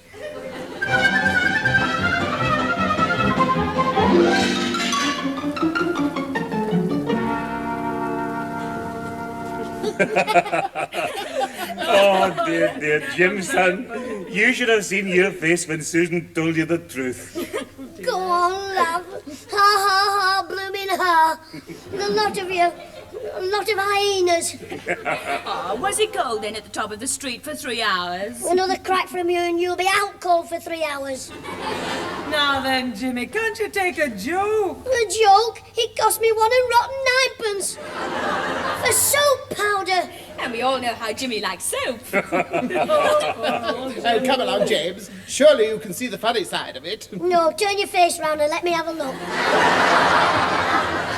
Oh, I see we still have our sense of humour. With a mug like yours, you need a sense of humour. Jimmy, don't pick on Mr. Craythorpe. We were all in on it. And I hope it's cured you of listening to other people's conversations. Don't worry, from now on, I won't listen to any of you. Good. Well, it's achieved something anyway. Now let's forget about it, Jimmy. I want you to take a note round to Mrs. Eccles for me. Jimmy, do you hear me? How can I hear you when I'm not listening? Jimmy, don't talk to your mother like that. Now do as she says. I wish you'd make your minds up. Do you want me to listen or not? Now look here. James, you're being rather naughty. He's a little upset, Mr. Sinclair. Oh, he's very good at making fun of other people, but he can't take it himself. You big baby. Did Imps want his little dummy then? No, little Jimmy wants to play with Susan's throat. Come here. Oh, you little imp. Stop it, Jimmy.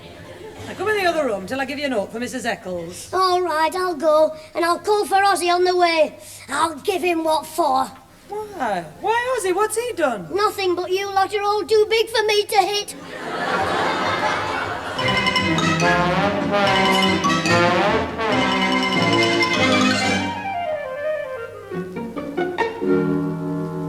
Now, Jim, you know you're my favourite little whacker. I have a strong feeling of affectation for you. But, you know, I must say you got your just deserts.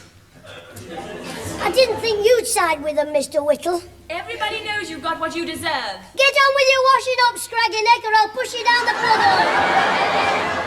puddle. Look, don't you talk to Susan like that. She's right, you did get what you deserve. So did you two. You got each other. Now, calm down. We don't want these historical outbursts. Jim, you were taken for a ride, so why not accept it with good graciousness? Well, I'm willing to forget it, but they keep rubbing it in. All right. Let's all forget it. It's all over now. So let's be friends. You know what they say? All for one and one for all, like the three mountaineers. Right you are, Whack. The three mountaineers and Susan the mountain goat. Will you stop calling Susan? See who's at the door, someone, please. Go on, Alfie. Didn't you hear your master's voice? All right, clever. Anyway, she can't be me master because she's a girl, so you'd have to call him me. Alfie, see who's at the door. Oh, that's that done. Oh, Mr. Whittle, how I hate washing up. Aye, it is a bit tedious. Especially since you're only going to muck 'em up again. I know how to do away with washing up. Huh? How? Buy paper plates? No, buy a dog. I fell for that one, all right. Susan, come here quick, Susan. What is it? The man at the door. Come here, I want you. All right, I'm coming. Who is it? If it's Mrs. Eccles wanting something for the jumble sale, give her Alfie. Who is it, Alfie? It's him, the fellow with the powder. The bloke who Jimmy went for, but he wasn't there. The bloke, I mean, and now he's whizzed here. The Willie, the wizard, the Wizzo Willie. You don't mean one of the Willy Wizzos is actually at the door? Yes, I don't. No, I don't. I mean, yes. He asked me if I had a packet of Wizzo, because he's Willie. Oh, no, it can't be. That little nuisance will win after all. Oh, he's not little. He's about 6 foot. Jimmy, I mean. Oh, I see. But shall I tell Jimmy the man's here? No, wait a minute. I'm not going to let him have the laugh on all of us in the end. Go in and buy the powder off Jimmy. Ah, Susan, but we can't cheat him out of the 2 guineas. We'll give Mother the money, and she can let Jimmy have it later. On his birthday, any time. But he's not going to beat me now. All right, Susan, if that's what you want. It is. Now go on, tell him you want it for your mother. Yeah, hello, Jim. Have you still got that packet of Wizzo? Now don't start again, you've had your joke. Yes, Alfie, turn it up. Enough's as good as a fiesta. No, I want a packet for my mother. She's got to wash tomorrow. The clothes, I mean, not wash herself. Well, she will wash herself, but not with Wizzo. Look, can I buy that packet and save myself a trip to the grocer's? No, you can't. Oh, good. Well, here's 2 bob. You what? Well, you got it? Yes, it's on the sideboard. But I'm not selling it to you. But you must. He's waiting. My mother, I mean, at the door with the washing. Oh, go on, look. I'll give you £0.50. No, I had to run to the grocer's for it and stand around for hours. You get walking. Oh, Jim, please. Look, here's 3 and 6. No. Right, Bob. You might as well say 7 and 6. 7 and 6. It's yours. Sold to the gentleman with 2 heads. Yeah. I've never met a little money grabber as bad as you. Well, that was a slick bit of trading, Jim.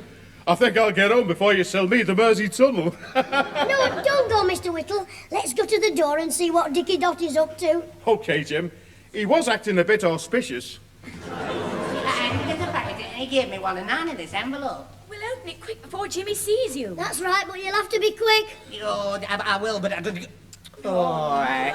What do you want, nuisance? I want you to open that envelope. Oh, it's no good, Susan. I better open it. Hey? Hey, that's funny. There's no money.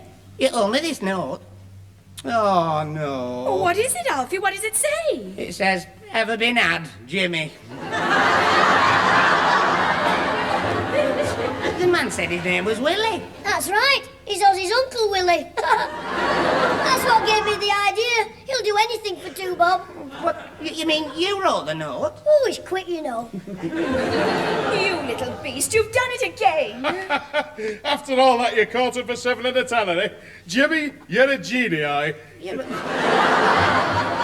but wait a minute, I don't understand. What happened about the soap powder prize? Don't worry, Alfie. It'll all come out in the wash.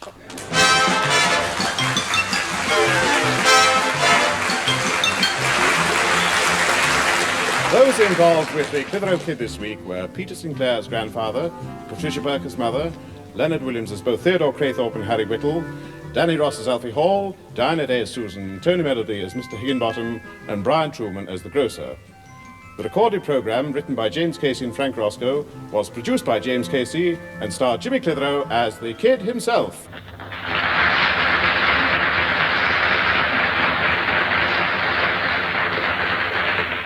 Well, everybody had a good laugh about my trick, all except Susan. So this morning, I told my mum I'd make it up to our Susan. I took her breakfast in bed. Tea, toast, and a nice bowl of soap flakes. She went mad. She was foaming at the mouth. Ta-ra!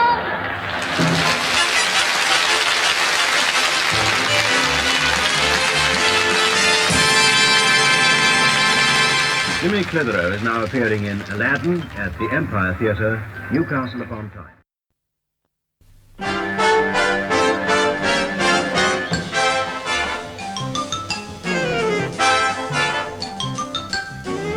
We present Jimmy Clitheroe as the Clitheroe Kid, with Peter Sinclair, Patricia Burke, Leonard Williams, Danny Ross, and Diana Day in... The Day I Told the Truth.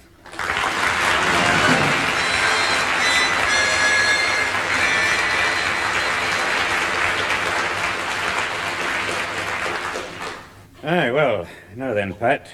Arsenal and Blackpool. Where are they in the league? Blackpool are 5 places higher than Arsenal, Father.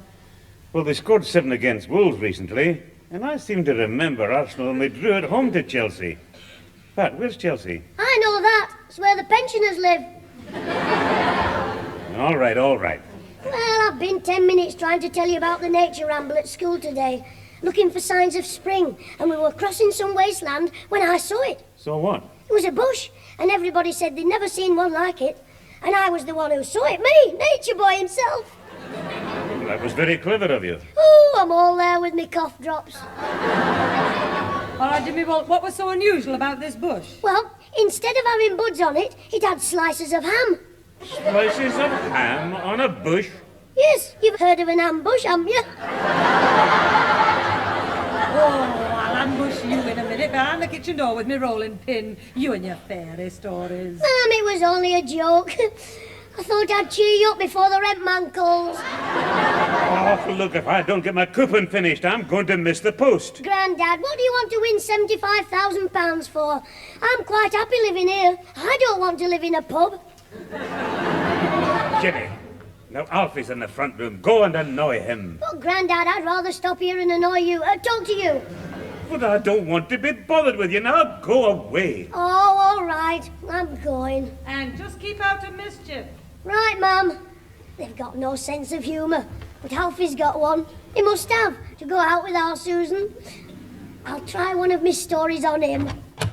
Is that you, sweetheart? Yes, dearest. Oh, it's not Susan, it's you. Well, when you opened the door, I was poking the fire and I had my back to it. The door, not the fire, because the fireplace is this side and the door's that side, so I couldn't face the door and poke the fire at the same time. Well, I could, between my legs bent down, but I didn't, because all the blood would have rushed to my head. Yes, there's nothing there to stop it. Ah, that's right. Oh, shut up. Look, you've come in tormenting me again, haven't you? Of course not, Alfie. I've come to tell you about the nature ramble at school today. Oh, I went on one of them once, but I got lost, and when it was nearly dark, I heard a rustling sound, and it was an owl on top of a signboard, so I climbed up, and it said, "Beware of the bull." Wasn't that funny? It was. Fancy an owl warning you about a bull. Yes, no. Look, it was written on the signboard. The owl never said anything at all. It didn't give a hoot. No. Yes. Oh, put a sock in it. Listen, Alfie. When we were on the nature ramble, we came to a pool, and there were some crows sitting round it. Some crows? Hello, Alfie, it's me. Yeah, hello, Susan. I knew it was you. I recognised you because of your crow's feet. Your footsteps. Did you really? Yeah, go on, Jimmy. You came to this pool, and these crows were sitting round it. You see, Alfie, they were all sitting round the pool drinking, and another crow was serving them with water. Hey, wait a minute. Yeah, all these crows were sitting round drinking, and another crow was serving them? That's right. It was a crowbar. It was a crow. Jimmy Clitheroe, go away before I feed you to the vultures. Yes. Go and tell your silly stories somewhere else. All right, Scraggy Neck, I will go. I'll leave you alone in the love nest with the cuckoo. Poor old Alfie. He's not with it at all. I'll bet if there was a competition for daftness, Alfred would win first prize. Hello there, James. And here's the runner-up. Hello, Mr. Craythorpe. I didn't know you were here. Hey, where's Mum and Grandad? Mr. Sinclair's gone to post his pools, and your mother's upstairs looking for some count books for the Women's Guild. She's trying to find them. Well, perhaps she's left them in the gas oven. In the gas oven? Yes, you've heard of people cooking the books. Anyway, before she gets back, I'll tell you about the nature ramble at school this afternoon. Oh, you had a nature ramble? How delightful for you. Yes, we had a smashing time, but coming back, what do you think? We found a hairline in the road. Must have been knocked down by a car. Oh, dear, how terrible. Was the poor little... was it? Mr. Craythorpe, you should have seen it. Lying there on its back, with its legs in the air. No, James, please don't. It's most distressing. Don't panic. I haven't told you the finish yet. Just when we were wondering what to do, a man came up in a car. He must have been a vet, because he poured some stuff out of a bottle down the hare's throat, and it jumped up and ran off as right as rain. Well, that's remarkable, James. I wonder what the stuff was in the bottle. Oh, I saw the name on the label. Really? What was it? Hair restorer. James Clitheroe, you little scamp. I can't find them upstairs, Theodore. You ought to be ashamed of yourself, getting me all worked up over that poor little animal. Theodore, what's the matter? James has been pulling my leg with a story about a nature ramble. He said Theodore, that... if it's the one about the ambush, I've heard it. Now look, Theodore, I can't find those guild accounts anywhere. And the accountant's calling round here to see tonight. Then they must be at my house. The trouble is, I can't call back with them. I'm going to a meeting. Ma'am, if I go with Mr. Craythorpe in his car, I'll bring him back for you. Oh, all right, Jimmy. But don't go telling Mr. Craythorpe any more nonsense about your nature ramble. Nonsense? I'll tell you one thing. The teacher congratulated me when we were looking for the spotted blackwing. Oh, why was that? I was the one who spotted it.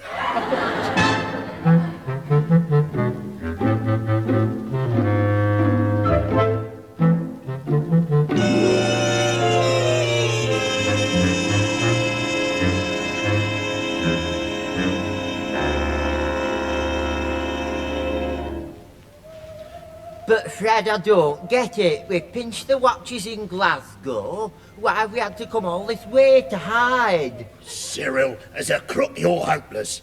If they weren't too conspicuous, I'd make you wear L plates. We're hiding in this cricket pavilion because it's deserted at this time of the year, and also because me old pal Honest Harry lives in these parts. Now do try and remember that. Well, I'll do my best, Fred, but don't be too hard on me. I've never been a crook before. This is my first job. Yes, and you're just like another beginner I once knew. He thought he'd disguise himself, and when the cops nabbed him, he was dressed in women's clothes. He had the lot on, right down to the underslip. Well, what made the police suspect him? He forgot to shave his beard off the twit. Now listen, we're going to hide up here till my pal Honest Harry can help us to get rid of the watches. You see, he's going to fix up the fence. Why, is he a joiner? Cyril, why don't you buy a paper and look in the adverts to see if anybody's found your brains? Now give me that case and we'll get into that cricket pavilion. But it looks to me like it's locked up. Yes, and that's what you ought to be. They wouldn't leave it open for us, would they? Now, don't worry. If I can't pick the lock, we'll get in through a window. Come on, but don't make a sound. Hey, Mr. Craythorpe, you don't live here. I know that, James. Well, what have we stopped for? Has your big end collapsed? That will do, James. I'm calling on a Mr. Benson to check the details of the meeting I'm attending tonight. Oh, I see. Hey, aren't we near the cricket ground? That's right, James. Mr. Benson's house overlooks it. Does it? Hey, Mr. Craythorpe, if you introduce me to Mr. Benson and he liked me, I'll bet I could watch the cricket every Saturday for nothing. I could even watch the morning's play lying in bed. You stay in the car, James. I shall only be a moment. Right, Mr. Craythorpe. There he goes. I'll do a John Arlott commentary on him. And now he goes up to the edge of the pavement. He looks right, then left, then right again, then left again, then right, left, left.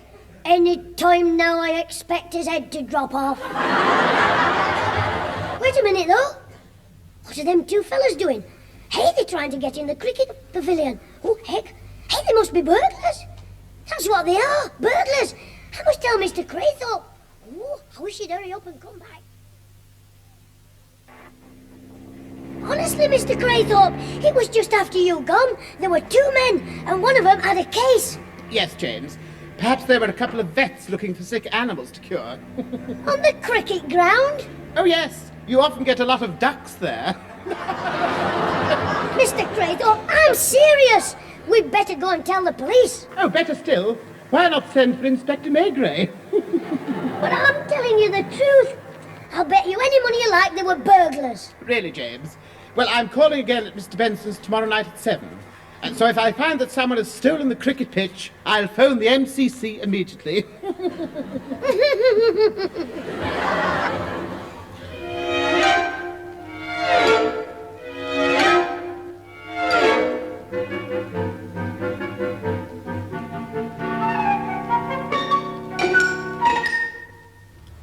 Jim, if you don't stop this nonsense, you'll go straight to bed. But, Ma'am, I'm telling the truth. I saw two men break in the cricket pavilion. Grandad, you believe me, don't you? Oh, why, Jim? But they wouldn't be burglars. Just a couple of test cricketers getting in some secret practice at the nets. What, in the pitch, Doc? Oh, aye, they often do it. They use whitewashed bats, a luminous ball, and the stumps of candles on the top. Oh, turn it up, Grandad. No, he's right, Jim. And so that they know when they've hit a 4, they mark the boundary out with glowworms. Very funny, Mr. Whittle. And I suppose if they can't see each other, they all go in the bar and get lit up. Now that'll do, Jimmy. It's obvious that Mr. Whittle's not falling for your story either. Too right I'm not. If you ask me, Jim, it's just another fragment of your imagination. It's no good, Jim. Nobody'll believe you. You see, you've overdone it with the fairy stories. Like that kid who cried wolf. Who do you mean, Little Red Riding Hood? No, Jim. It was a lad who was always scaring people by kidding them there was a wolf about when there wasn't. You see, he did it so much, people stopped taking notice of him and turned a deaf eye. You see, because they thought the wolf didn't exist. It was only frictional.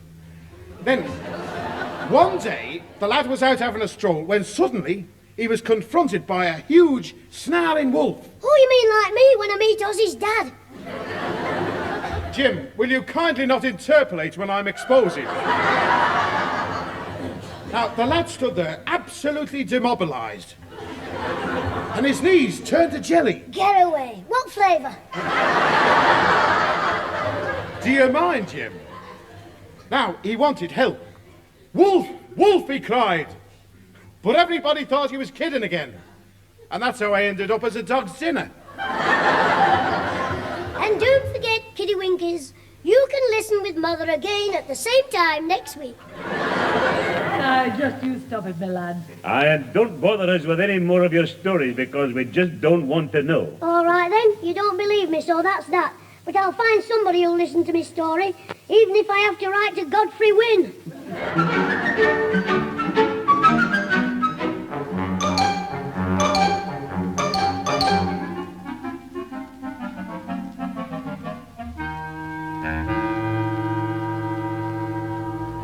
So you see, Sergeant, I thought it was my duty to come round to the police station and tell you. Yes, Sonny, but what you've said up to now just doesn't make sense, so let's start again. What's your name? Jimmy Clitheroe, Sergeant. Will I get a reward? Stone me, I don't even know what the crime is yet. Hey, Sergeant, have I got to wait here all night? All right, Mr. Honest Harry, you just keep quiet. I want to know what's going on. You've no right to keep me here. I've got other things to do. Oh, look, mate, I'm sorry if we're keeping you away from your poetry reading class, but the inspector would like to have a cosy chat with you. Now sit down and belt up. I'll write to my MP about this. That's right, you write a letter. It'll probably be delivered in one of the mailbags you'll be making in Dartmoor. Now, you said something about a pavilion at the cricket ground. That's right, it was earlier tonight, and I saw 2 men breaking in, so you better go and catch them. Oh, but don't send the reward through the post. Mum will make me put it in the post office. Look, I must have more information, Sonny. I'm going off duty, Sarge. Is it okay? Oh, it's you, Barnes. Here, weren't you on number 7 beat tonight? Oh, that's right. Why? Well, this young lad here says he saw 2 men breaking into the cricket pavilion down Cedar Grove. What? I never saw anything suspicious. Perhaps it was when you were in the doorway having a smoke. Warm. Now, look, Sonny. Now, look, I checked that place. Oh, it's you. What? Oh, heck, it's Dozy Dan. I mean... Barnes, do you know this lad? I know him all right, and the rest of his mob. If this lad's been telling you a story, don't believe it. Him and his pals have told me dozens of them. Well, we're just trying to help you to keep cheerful while you're tramping round the streets. Aye, I know. You had me in stitches the other week when you told me one of the animals had escaped from a circus on the fairground. What about it? When I got there, I found it was a flea circus. Well, we did say you might not need your handcuffs. Then there was the little matter of the battered, lifeless body in Wilson's Arcade. That turned out to be a guy on bonfire night. Yes, but... Not to mention the bloke with his chimney on fire. That was a ship getting up steam down at the docks. Ozzy thought of that, not me. And the man who pinched a big gold necklace. It was the mayor with his chain of office on. Well, now we've had a good laugh. How about catching those crooks? If you don't clear off, you'll catch a cold, sitting in a drafty cell. But these 2 crooks, what about them? Oh, just clear off. If you're not out of here in 10 seconds, I'll take you down to the kennels and give you to the bloodhounds to play with.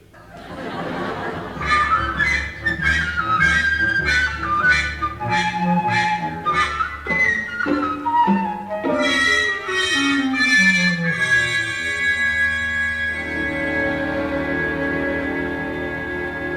but why have you waited 24 hours to tell us? Because I spent most of last night in the nick. And I wouldn't come to the cricket pavilion here in daylight. Well, go on then. What about this kid, Jimmy, what's his name? Jimmy Clitheroe, he said. Well, that's it. He told the sergeant that he saw you and Cyril breaking into this pavilion. But I've never met any Jimmy Clitheroe. How did he know my name? Oh, belt up. Harry means the kid said he saw two blokes breaking in. But Harry, I can't understand why the dicks haven't been here. They wouldn't believe the kid. They reckon he's always making up yarns. Proper little liar. Yeah, but we'd better get out. Somebody might believe him. Yeah, that's what I thought. It's not safe here. Look, the only place left is my house. I didn't want to risk that, but there's no help for it. I'll give you the key. Go in and get down in the cellar. I'll put blankets and a couple of candles down there. And you can keep there for the night. You're a pal, Harry. We won't forget you. Oh, I'll see to that. I want another tenner each for me using my place. You what? Why, you perishing robber. 10 quid for one night? We only paid 10 and a ton of bed and breakfast at that caff on the A1. Ah, but I give you 2 eggs. Oh, well, that's it. Oh, funny boy. All right, give us the key. 20 nicker first, Joe. There you are, you old crook. Now give us the key and beat it. We'll get packed up and be there within an hour. Ta, Joe, lad. See you later. I'm always glad to help an old pal in trouble. Are you sure we're going the right way?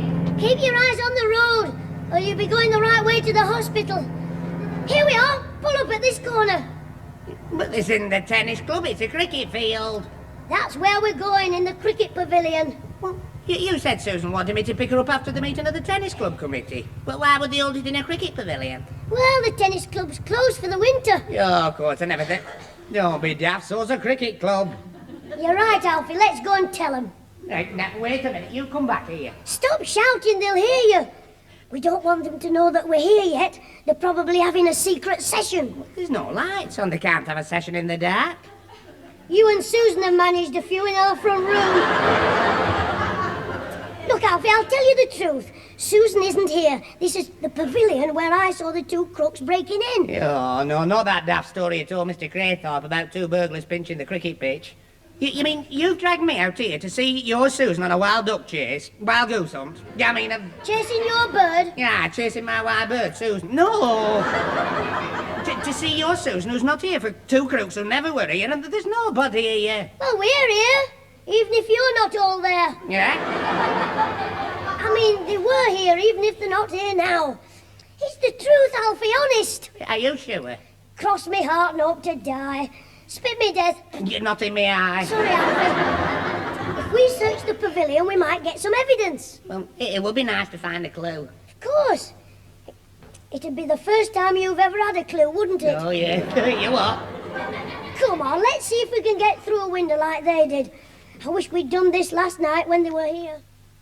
Sure you cleaned up everything we've touched, Cyril? Oh, yes, Fred. I've wiped everything with a cloth and tidied the things away in the cupboard, like you said. Good. Let's go. Bring the case. What case? The case with the watches in it that we nicked. I haven't got it. You must have... Oh. I've tidied that away in the cupboard as well. You do like a good laugh, don't you, Cyril? Oh, yes. Well, come here and I'll kick you on a funny bone.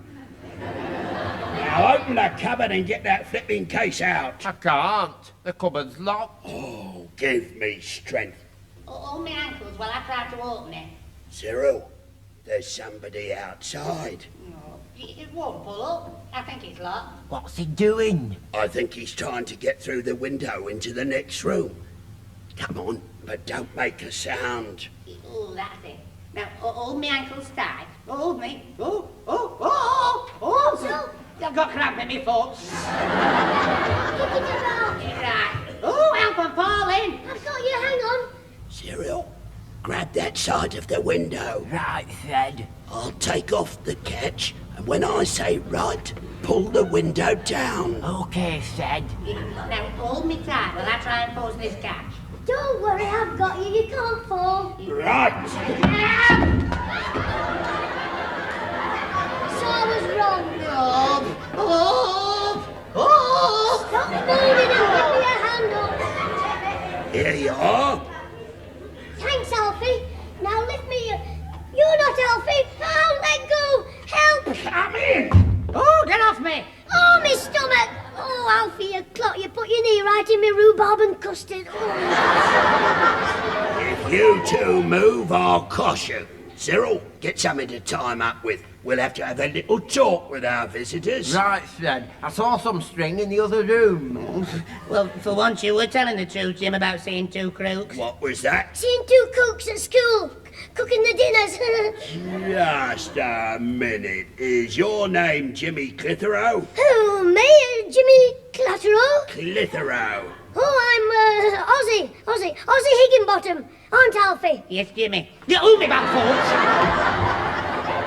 Let's have your cap, my lad. No, it won't fit you. Your head's too big. I mean, Mum says I mustn't let me cap because I might come home with more in it than I went out with. Come here. Oh, so you're not Jimmy Clitheroe, but you wear his cap. Yes, I'm stretching it for him. All right, just keep quiet. Here's the strings, Fred. Shall I start tying them up? Yes, feet and hands, and make sure the knots are good and tight. Right, Fred, I've got the case now so we can go. Yeah, not yet. We've got to sort out those two in there. But they're tied up. I know, but we've got to make sure they don't start yelling till we're clear. I don't want to gag them in case they're left here too long. We'll frighten them into keeping quiet for an hour or so. How? Look, I'm a killer, a gangster, see? Are you, Fred? No, you knucklehead. But I want them to think that. I'll pretend to be going to do 'em in, and you plead for 'em because you're soft-hearted, see? Oh, do you think they'll believe it? Why not? They can see you're soft in the head. Come on. And when we leave, I'll pretend one of us is staying on guard. It's no use being soft, Cyril. They've got to be finished off. Hey, what's that? Finish you off. You two. I can't stand squealers. Cyril, lend me your razor. No, please, I'm too young to shave. I mean to die. Don't you worry, Jimmy. They don't do anything to us. You can't frighten me. Can't Come out, Mother! Your Darby won't kill you. If you keep quiet, I mean. It's no good, Cyril. We can't trust them to keep their mouths shut. Oh, you can't honest, can't you, Alfie? Yes. We'll keep our clothes mouth traps closed. I'll be numb. Oh, don't worry about him, mister. Whenever he talks, there's only him listening. Well, if I thought you wouldn't shout, I might leave you in one piece. Oh, I promise you I won't shout. And if he opens his mouth, I'll stand on it. All right, I'm going. But Cyril here will be in the other room on guard. Come, Cyril. Okay, Fred. It's lucky for you, Freds like me. Soft-headed. Well, Alfred the Great, a right mess you've got us in. Me? You were the one who brought us here. Yes, I did all the brain work. I found the crooks, got you through the window, and all you had to do was to jump on them and knock them out, like the bloke on Wells Fargo, Jim Hardy. Yeah, well, I can't fight like Jim Hardy. You couldn't even fight like Laurel and Hardy. Look, we've got to get free before Yogi Bear and Boo Boo come back with that razor and play noughts and crosses on your Adam's apple. Oh, dear. Don't talk like that. Look, while your teeth are chattering, put them on this string that's round my hands. Go on, bite it. Oh, I couldn't. No, so some people don't like chalk scraping on blackboards. Well, I can't bear chewing string. They come back, you'll be eating boot. Come here, I'll bite through yours. All right. Here. Can you manage? Yes, if you keep still. Now hold the string tight. Ow, you bit my hand. Oh, it's no use. We'll be here forever. Oh, don't give up. Somebody might come along here. Yes, when the cricket season starts. Wait a minute, let's have a look at your watch. Come here. It's 6:30. Good. And what about it? Mr. Craythorpe was going to the house next door at 7 o'clock tonight. He'll stop his car outside here. Get me up to the window and I'll shout when I see him. Well, I can't lift you with my hands tied. Bend down and I'll get on your shoulder. All right, come on, but be careful. Right, bend your head more. Right, I'm on. Now stand up. Oh, Up, hey, up. Oh, you're heavier than I thought. Careful, the door wobble. I'll grip your neck with my legs. Keep it tight, hold up. That right. Stop squawking. Press your head against the wall and stand up. Oh, Jim, can I have a rest? My back's killing me. If you collapse now, I'll kill you. Must be nearly 7. I never thought I'd get this window open the way you were wobbling. You were like Tessie O'Shea doing a twist. Very funny. Hey, up, there's a car coming.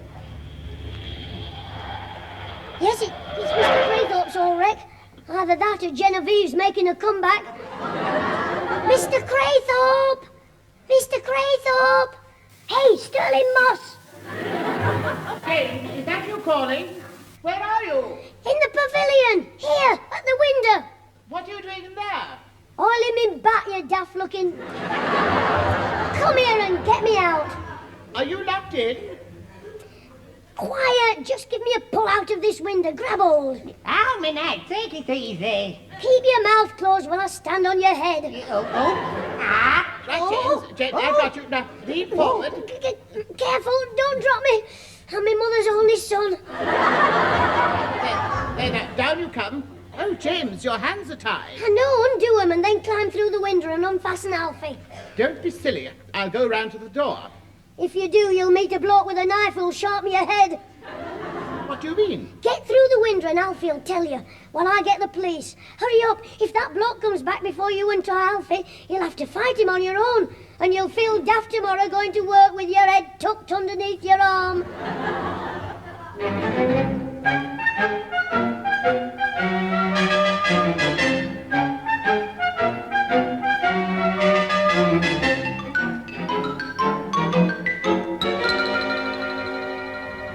Well, Sanny, they've caught the crooks, thanks to you. Oh, did they get them both? Yes, Constable Barnes is bringing them over now.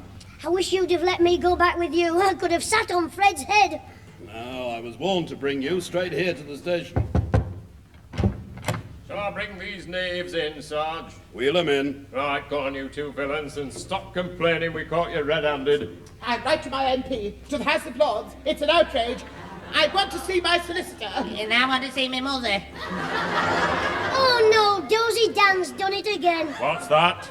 You've done it. I mean, you've caught the 2 toughest gangsters in the world, Alfie Capone and Babyface Craythorpe. The terrors of America, the killers who made Charlie Chan turn yellow.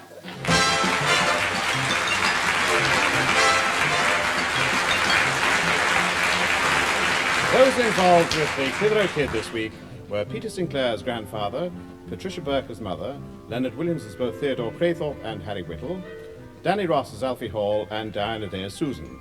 Also appearing were Michael Brennan, Tony Melody, and Brian Truman. The recorded programme, written by James Casey and Frank Roscoe, was produced by James Casey and starred Jimmy Clitheroe as the Kid himself.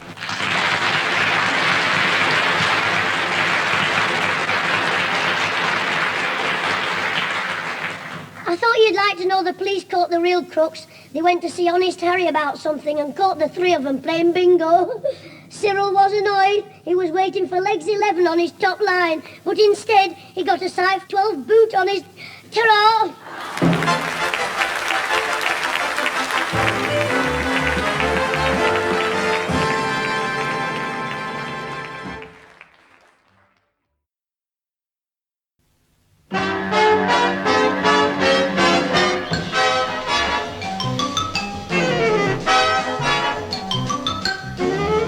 We present Jimmy Clitheroe as the Clitheroe Kid, with Peter Sinclair, Patricia Burke, Leonard Williams, Danny Ross, and Diana Day in... I've got them taped.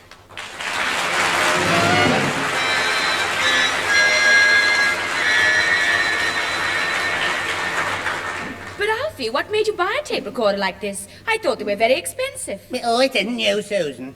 That's why when the man said he wanted £30 for it, I thought I must be careful how I use my head here, because it's only reconditioned. Well, nobody'll notice if you keep your cap on. Not me head reconditioned, the tape recorder. The reason I mentioned using my head was because it's only guaranteed for 3 months. Who told you that? The doctor? Oh, be quiet. I must say, Alfie, £30 seems a lot of money, even for a tape recorder. Well, what did you buy it for? Yeah, for £1 down and £5 a week. Oh, I see what you mean, Susan. No. Well, we can record all our favourite pop singers on the radio and then listen to them when they're not singing. Well, I mean, they will be singing, otherwise we wouldn't hear them, but not the singing they sang before, if you see what I mean. All we saw was your tongue doing the twist. Oh, shut up. Well, Alfie, it sounds quite a good idea. And we could record our own voices as well. Yes, you could sing duets, only instead of Mickey and Griff, you'd sound more like Croaky and Gruff. Oh, very funny. Alfie, if we're going to the dance, I'd better get ready. You're right, old Susan. Hey, Jimmy, where's a safe place to put my tape recorder before I go? Oh, in the cupboard. Aren't you taking it with you? Well, I've nowhere to carry it. You see, Susan will be on my pillion and I can't strap it on behind her because I get in trouble with the police for not showing the red light on my rear. Get on the back of Susan's big end. Get on the back of me bike. Where can I put it? Oh, leave it with me, Alfie. I know how to work a tape recorder. I'll show you. Yeah, you leave it alone. But, Alfie, I only want to show you I'm good at some things.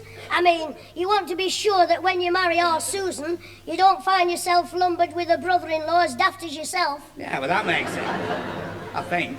It's in safe hands with me. Look, I'll prove it. I'll wind the tape back and we'll see if there's anything we can listen to.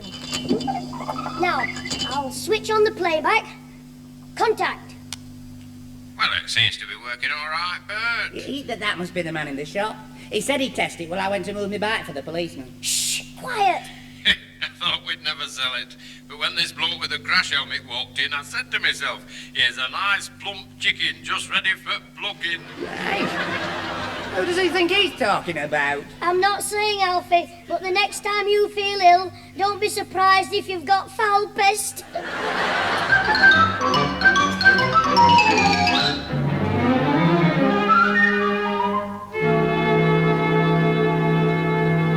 But, Grandad, why don't you stop and listen? Look, I've got it all rigged up. But I've told you, Jimmy, I've got to go to the Rose and Crown. Tonight's the annual smoking concert and I'm the compere. Well, if you want some new jokes, listen to this tape recording of me mum and Mr. Craythorpe. You'll get the biggest laugh you've had since you sat on your spurren. Oh, go on then. But I've only just got a minute or two. Listen to this. They didn't know I was recording it. Theodore, you're not pulling my leg, are you? I assure you it's true.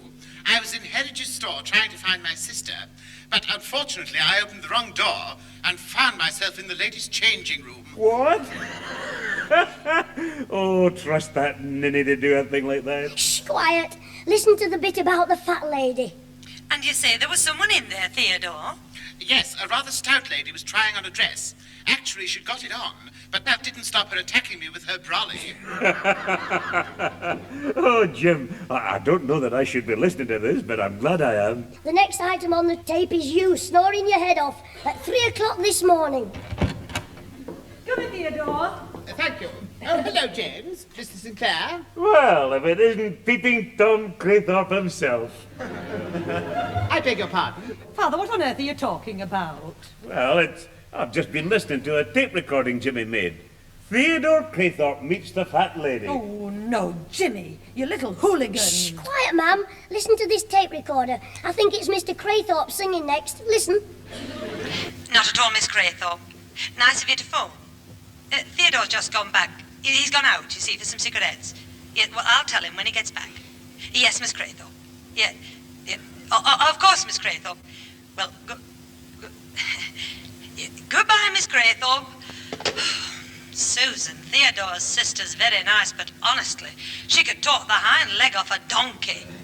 Oh, that was you, ma'am. Crusoe Craythorpe must be further along. I don't want to hear any more. But, ma'am, you'll like it. He's helping you to wash up and singing nymphs and shepherds. I belong to Glasgow. But that isn't my voice. Jimmy, switch that thing off. But, ma'am, that's Grandad coming home from the pub last night. You'll hear him snoring in a minute. I told you to switch it off. Oh, all right, ma'am. Theodore, I wasn't being rude about your sister. I know you weren't. But I suggest you keep quiet when James is around. Otherwise, your next family quarrel will end up on jukebox jury.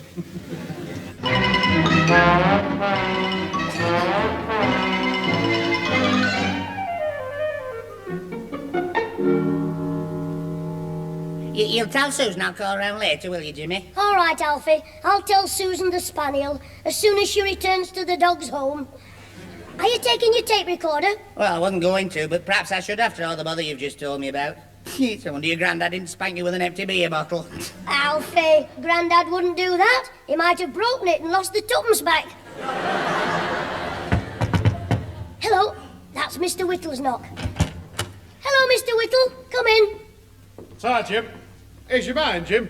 No, she's still out shopping. Can I give her a message? Well, no, Jim. I wanted to see her for a private talk. What the French call a tatty-tat. Well, you can come in and wait if you like. Oh, thanks, Jim. Oh, hello, Alfie. And what's all those Mr. Wonderful doing here, eh? Yeah, well, I've called to tell Jimmy to tell Susan I've been, but I've gone because she wasn't here when I was, and I had to leave before she got back because it's bodybuilding night tonight. Come again, Alf. Alfie's trying to tell you he's started going to bodybuilding classes, and it's doing him good as well. Well, you could have fooled me, Jim. Yeah, it's true, and I've only been going 3 weeks. Yes, and already he can bend a stick of rhubarb. Oh, but I bet he has to soften it up with the custard first. Hey, are you two trying to take the mickey? Oh, of course not, Al. Go on, show us your muscles. Oh, he won't do that. He showed them to our Susan once, and she thought they were goose pimples. I'm not stopping here to be made fun of. If you want to mock me to my face, you can do it behind my back after I've gone. Hello, Alfie. Ooh, it's cold today. Would you both like a cup of tea? Yeah, not for me, thanks. I don't have to stay here and be insulted. There's plenty of other places I can go to. Alfie, what's the matter? I'm afraid we've been pulling his leg, Pat, and he got his paddy up. You know, I didn't realise Alfie was so sensual. Come on, Alfie. I'll walk to your bike with you. I won't be long, Mum. Right, cool. Come in the living room, Harry. Oh, thanks, Pat. I'm glad I've got you alone for a few minutes, because I've got something I want to discuss with you. Yes? It's something private and consequential. Oh, I see. Well, what is it? Well, you remember me telling you about that widow woman who works in our office? The one I get a bit pally with. Oh, yes, I remember. Her name's Mrs. Bell, Ethel, isn't it? That's the one, yes. Well, lately I've started treating her to the odd night out, you know, dog races, boozers, bingo. Well, to cut a long story sideways, I've been wondering, like, whether the time has come for me to stop being an illegible bachelor. You mean to get married? To Ethel? Well, I admit she's no Venus de Bilko. But we do get on well together, and I'm no longer a headstrong youth. Well, I've reached the years of distraction. Yes, but I think what she'll be taking on. For one thing, she has a grown-up son, hasn't she? Oh, well, he's a bit of a problem, that lad. Do you know, he's turned 21 and still hanging about the house. But I'm sure he'd benefit by the marriage, because all he needs is a fatherly hand round his earhole. Well, what do you think, Pat? Well, to be honest with you, Harry, I can't say whether Ethel's the right woman for you, but I've often thought you'd make an ideal husband for somebody. I mean that. Oh, that's good. They've left the door open. Now, I'll just plug it in and creep a bit nearer, and I'm all ready to start recording. Well, what do you say, Pat? Do you think my suggestion of marriage is a good one or not? I'm all for it, Harry. You'll make a wonderful husband, I'm certain of that. Hey, what's going on in there? Oh, Pat, you're a sweetheart. I'd give you a kiss if Jim's goldfish wasn't looking. Oh, go on with it. But I wasn't really surprised when you came round and asked me. I had a feeling you'd been thinking about it for some time. Well, I knew that if I was going to ask anybody, Pat, you were the one. You know, I feel as if we ought to celebrate this. Have you got any booze in the house? After all, Pat, there is a wedding involved. Oh, heck, that's the back door. I'd better go in case somebody comes in. Be quiet, I'm coming. Yes, what is it? Does your mother want any bread, Jimmy? I don't know. Come back tomorrow. Why ain't your mother in? She's in the living room making a recording. Look, I don't know what the joke is, and I haven't got time to find out. Go and ask her what she wants. I can't go and ask her. She's getting married. Look, I'm delivering nothing without a definite order. Now, what do you want? Well, give us a couple of loaves, 6 chocolate eclairs, and a wedding cake decorated with marzipan and scouse.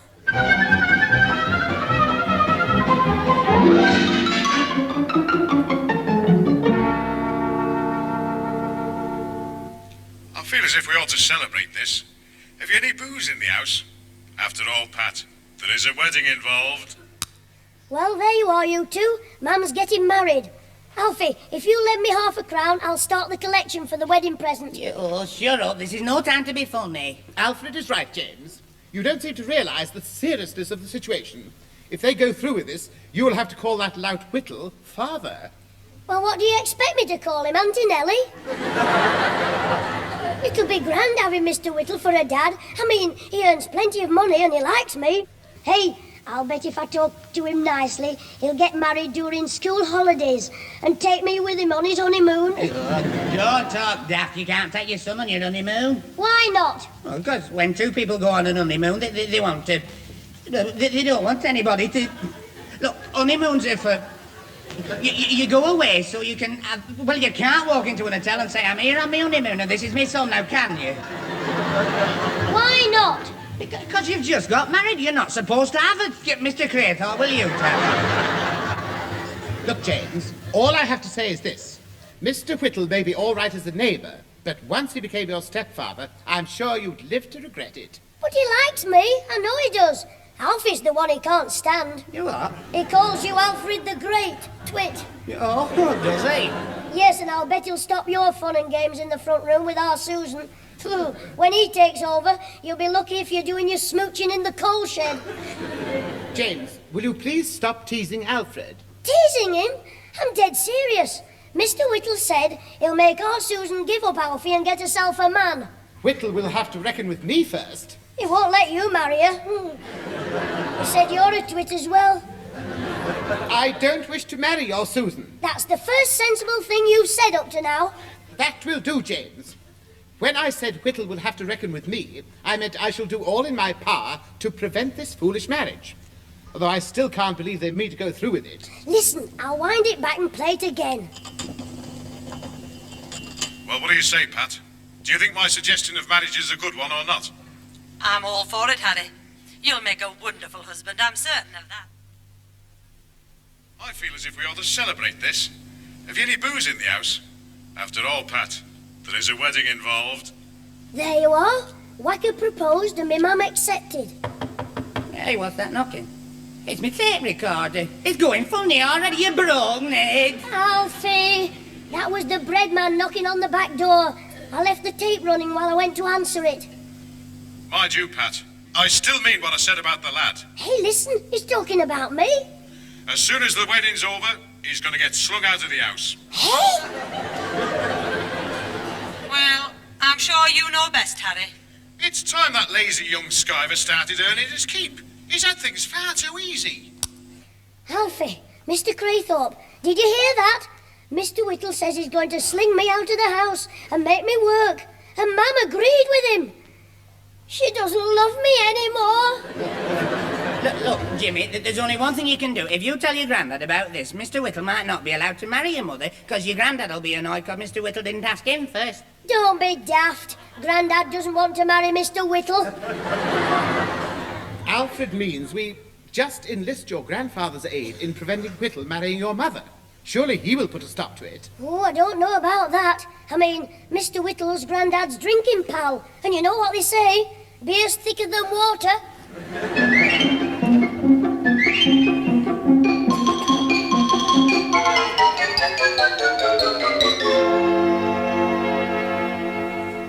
James, I don't think I should interfere, you know. Look, I'll need you to hold Grandad down while I tell him about the wedding. He'll be like a mad bull. He'll want to stick his bagpipes in Whittle's ear and blow his head off. Oh, very well. After you.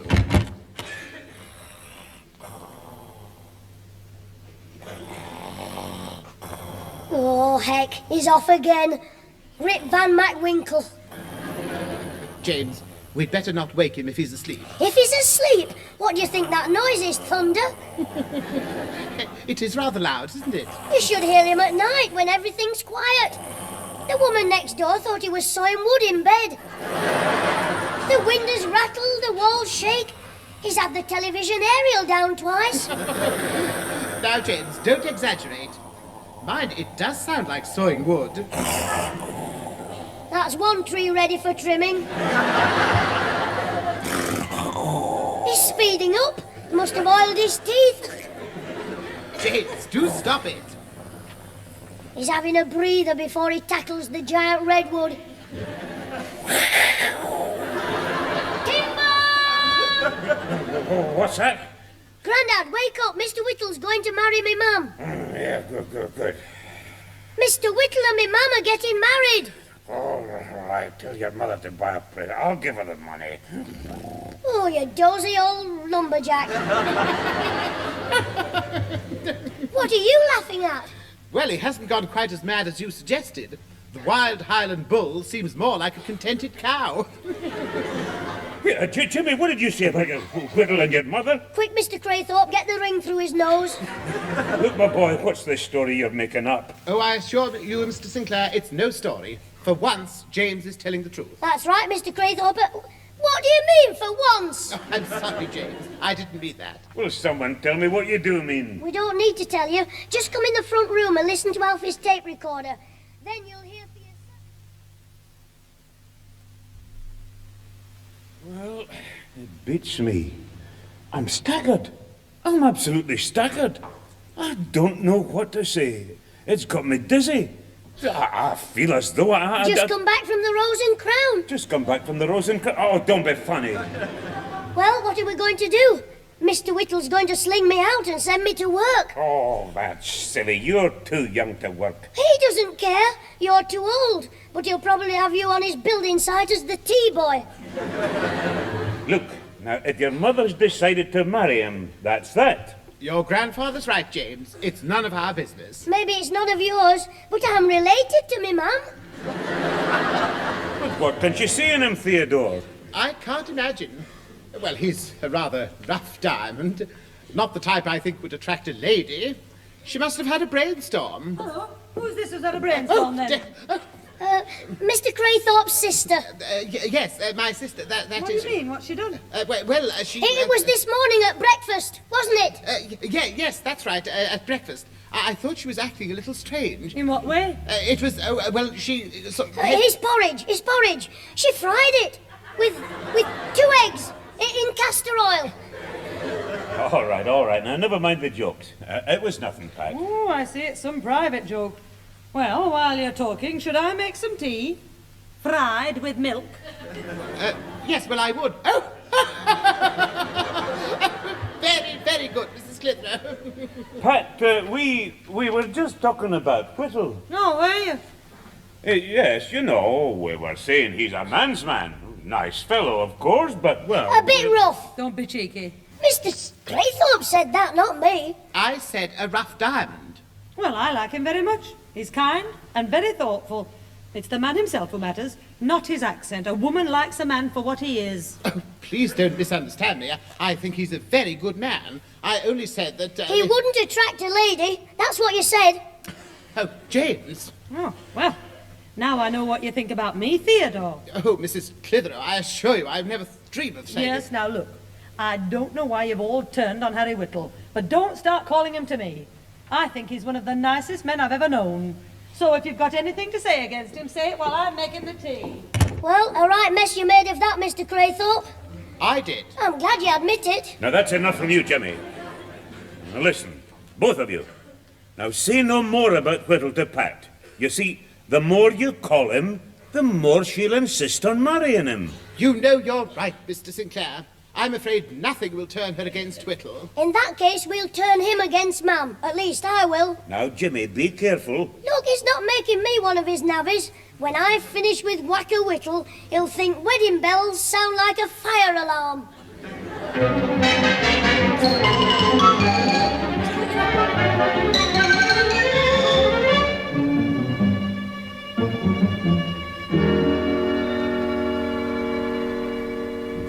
Yes, Mr. Whittle, you're very lucky, living here with your old dad and no women around. I don't know, Jim.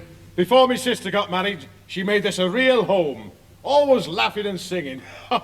You know, after a few bottles of brown ale, she could do knees up Mother Brown till the house rocked. And the way she could whistle, just stuck 2 fingers in her mouth and it sounded like the factory hooter. You don't find many ladies like our Aggie. Are you sure she wasn't your brother? No, what I mean is, women interfere. Look, you like watching football and wrestling on the telly, don't you? Oh, I do and all. And what the posh people call an obituary. Yes. Well, my mum, for instance, she can't stand those things. If you live with us, instead of Stanley Matthews, you'll be watching Andy Pandy. And when Mick the Mauler was tying somebody's neck in the ropes, you'd be looking at some clot in Swan Lake, strangling himself with his tights. Well, you can't have everything. I mean, if I was living with you, I might have to give up some of me sporting pursuances, but at least I wouldn't have to do my own cooking. You would if you had any sense. Now, don't try and tell me your mother's not a good cook. She's a regular fanny addict. But she's too busy now, and Susan does it. Well, that's all right. She went to a special school, didn't she, to study desiccated science? Yes, and when she left, they gave her a cookery book and a stomach pump. The only thing she likes to cook is apple dumplings. Well, apple dumplings is very nice. For breakfast. And they're that heavy. Yesterday it took 3 of us to lift one dumpling onto the table. Now then, Jim, I'm not going to swallow that. We didn't swallow it either. Me granddad gave it to Mr. Jackson's Great Dane, and he was nearly arrested for cruelty to animals. A Great Dane, and the dumpling was that heavy, it crawled home looking like a dachshund. Well, what does she put in them? Lead filings? I don't know, but ours is the only house in the street with a bow-legged gas stove. Hey, I'm not kidding, Jim. You're a better storyteller than that woman who wears the hairnet on the telly, Enid Blyton. Well, now I've got a bit of work to do, Jim, so I must get on with it. Not that I don't enjoy your humorous anecdotes. Look, come back later if you want to. All right, Mr. Whittle, I'll see you after. Right, yeah. Me little whacker. Hey, and bring us a few apple dumplings to me garden. I'm starting a rockery. He's as funny as a toothache. I'd like to throw the rockery at his head. Oh, sorry, lady. That's all right, love. You seem to be in a bit of a daydream. I've got a lot on my mind. Oh, have you? What is it? The Berlin problem or the price of lollipops? You ought to team up with Mr. Whittle. Out of the mouths of children, that's what Harry says. Do you live near here, then? Next door. My name's Jimmy Clitheroe. Well, I'm going to be living here soon, so we'll be neighbours. My name's Mrs. Bell. Ethel Bell. At least for the moment, it is. You're going to live in Mr. Whittle's house?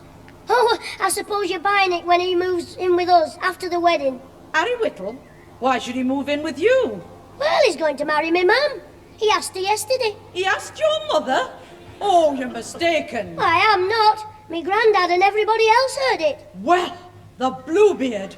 Wait till I see Mr. Harry Whittle. Why, what's wrong? Never mind. Just you run along while I have a word with Mr. Whittle in private. Off you go, Sonny. Tell your mother to have her wedding dress dyed black. Yes, Mrs. Bell. See you again. Sometimes I don't understand women at all. Ethel! Hello, sweetheart! To what do I owe this unexpurgated pleasure? I've come for the funeral. Whose funeral? Yours, you brutal bigamist! Oh! Hey, what's the smack for? To match this one. Hey, have you gone bisected? Look, clear off before I forget I'm a gentleman and belt you one. I'm going. And don't you ever come knocking on my door again. If I do, it'll be with an axe. You'd think she was my wife already, and she caught me patting the barmaid's bustle. All right, Jimmy, I'll come in a minute. I've got a message for Mr. Whittle from me dad. I've got a message I'd like to give him, but I don't think it'd go. Can I sit on your motorbike? Yeah, but don't mess about with anything. Hey, Mr. Whittle! Mr. Whittle, just a minute. What is it, Alfie? Hurry up, I'm busy. Well, my dad wants to know if you'd lend him your blow lamp to paint our front door. Yeah, I mean to burn it off. The paint, not the door. He'll put it on with a brush, you see, but before he puts it on, he wants to burn it off, the old stuff. That'll teach him to tell Alfie to hurry up. One of these days, Alfie, you'll tie your tongue in a knot. I'll have a look at my blow lamp and bring it to Clitheroe's later. At the moment, I just want to have a rest. Well, what's wrong? You look upset. I'll tell you what's wrong in 2 words. Women.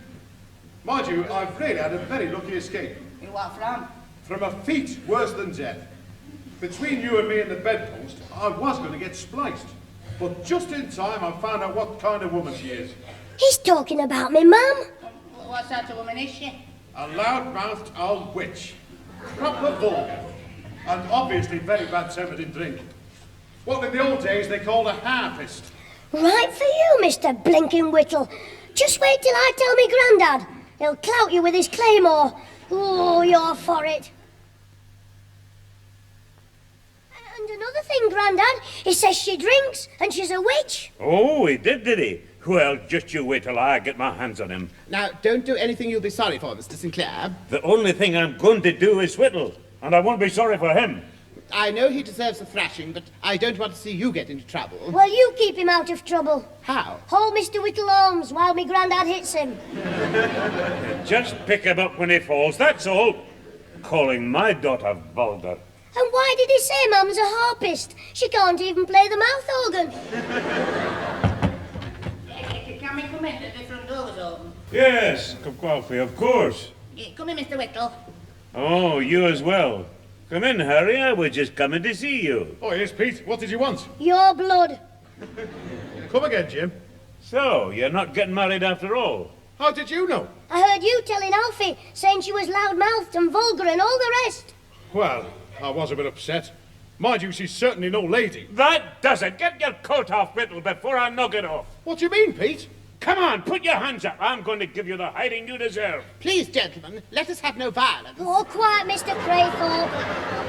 Get your watch out and be the timekeeper. I'll referee. Hey, you stop encouraging them. You go upstairs and get a towel. Yeah, I'm not going to be a second. I mean to stuff in your mouth. Whittle, are you going to fight or are you a coward? Oh, what is this? Have you gone mad? Ask this flat-faced fiancé of yours.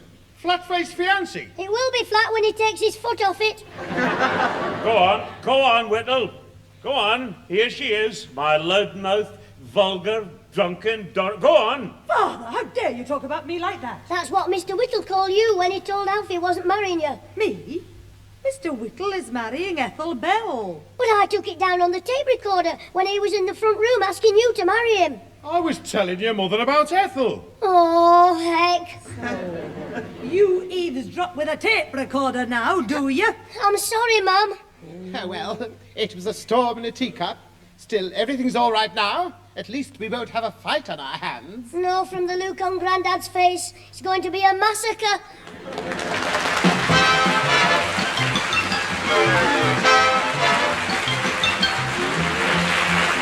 Those involved with the Clitheroe Kid this week were Peter Sinclair's grandfather, Patricia Burke as mother, Leonard Williams as both Theodore Craythorpe and Harry Whittle, Danny Ross as Alfie Hall, and Diana Day as Susan.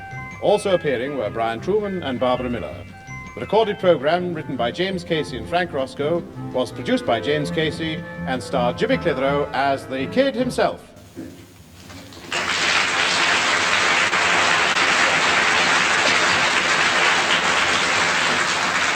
I thought you'd like to know I'm all right. Mr. Whittle came to my rescue when I was attacked by the wild Highland bull.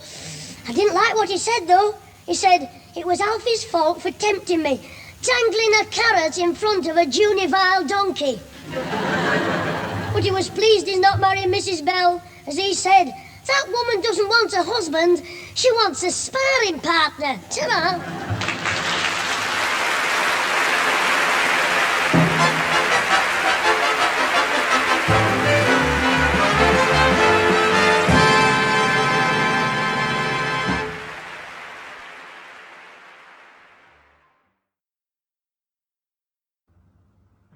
And now we say hello to listeners to the British Forces Network in Germany.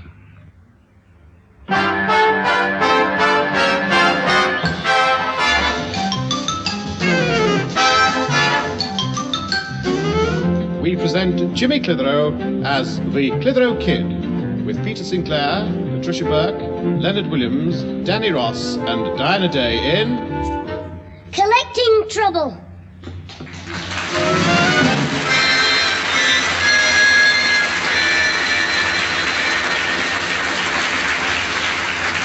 Hey, Ozzy, while Mr. Grimble's out of the room, I'll do him for you.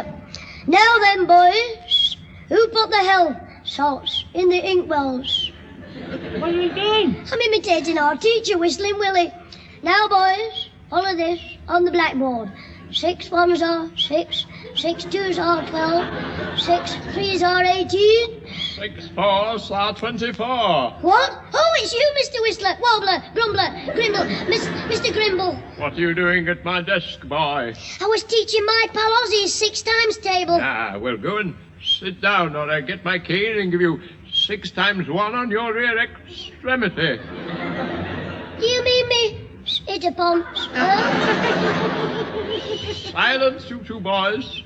Now, in case you are wondering why I've made you stay behind, it is to do with Saturday's jumble sale to raise funds for equipping the new school gymnasium. As you know, all you boys have requested to collect items of jumble.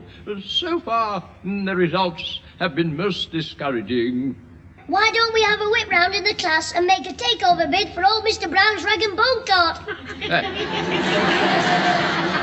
Yes, most amusing, Clitheroe. Now listen to me. In order to stimulate interest, the headmaster is awarding 2 free tickets for a local entertainment show to the boy whose collection of jumble realizes the most money at the sale. Well, boys? Oh, we're listening, sir. Carry on whistling or talking. Hey, will it be for a football match, like last year? Well, that is a distinct possibility, I suppose. Well, I won't let you down, sir. I'll bring you so much junk, you'll think you're in the British Museum. Well, you have only 4 days to go, so you'd better set to work. Now, dismiss. Yes, sir. Thank you, sir. Come on, Ozzy. And remember, boys, whatever you collect must be by your own honest endeavours. Oh, yes, sir. As far as I'm concerned, I won't get any help from anybody. Except me mum, Susan, Grandad, Mr. Craythorpe and Alfie. Now listen, Ozzy, I think I've got an idea. What is it? There's only one way for us to win them free tickets. So shake hands, Ozzy. We're in partnership. You are? Look, if I add all my jumble to what you've collected, you're sure to win the prize, and they'd never suspect you of being mixed up in a trick. They know you're too dozy to think of one. So get cracking and collect all the junk you can. Where should I get it from? Surely you know where to get some old junk. Go home and ask your dad. He's got a house full of it.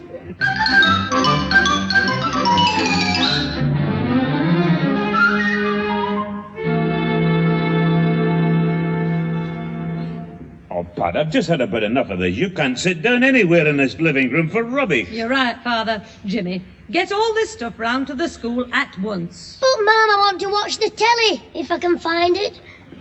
Don't be silly. I want all this junk moving out of the house. You can start by clearing the table. Oh, all right, Mum. Now, what have we got? A pair of old boxing gloves, a pot dog with one ear missing. I'll take this old jacket as well. Take that, take the thieving hands off it. That's my new sports coat. Is it? Why has it got leather patches on the sleeves? Is that so you can lean on the bar at the Rose and Crown without getting your elbows wet? Mother, when is this house going to get back to normal? It's like being in an antique shop. Well, you should feel at home then. Don't worry, Susan. We'll get all this junk moved very soon. Well, I hope so. I've just tripped over something on the landing. And what do you think it is? A stuffed towel under a glass case. Are you sure it isn't Alfie in a plastic crash helmet? Oh, just cut it out, Jimmy. I've never heard such nonsense. Who was the idiot who gave you a stuffed owl? The vicar, Grandad. Well, all right, that'll do. I'll answer the door, Mother. It might be Alfie. All right, love. Now look, Jimmy. We've got nothing against you collecting jumble for a good cause, but we don't want it lying about the house. Now, is that clear? Yes, Mum, but it is for the school gymnasium, and the headmaster wants to buy a lot of equipment for it. Why, is he very keen on physical exercise? Oh, he never talks about anything else. The last time I made stink bombs in the chemistry class, he said, "Clitheroe, if this happens again, you're for the high jump." Oh, hello, Theodore. Come in, if you can get in. Oh, hello, everyone. Oh, I say you are cluttered up in here. Are you preparing to move house, or has Mr. Sinclair started collecting bric-a-brac in his old age? Was that Craythorpe? Careful, Mr. Craythorpe. One blow from Grandad's walking stick, and we might have to send you to the man who stuffed the owl. Jimmy, it's a few odds and ends for Jimmy's school jumble sale, Theodore. Oh, I see. It's nice to see you, Theodore. Will you stay for some tea? No, thank you, Mrs. Clitheroe. I've got to get back to the Dramatic Society. We're in the throes of final rehearsals for Romeo and Juliet, you know. How's it going? Not too badly. The tickets are selling like hotcakes. Oh, I'm very pleased, Theodore. Thank you, Mrs. Clitheroe. I thought I'd call and see if you wanted some tickets. Everyone's booking for it.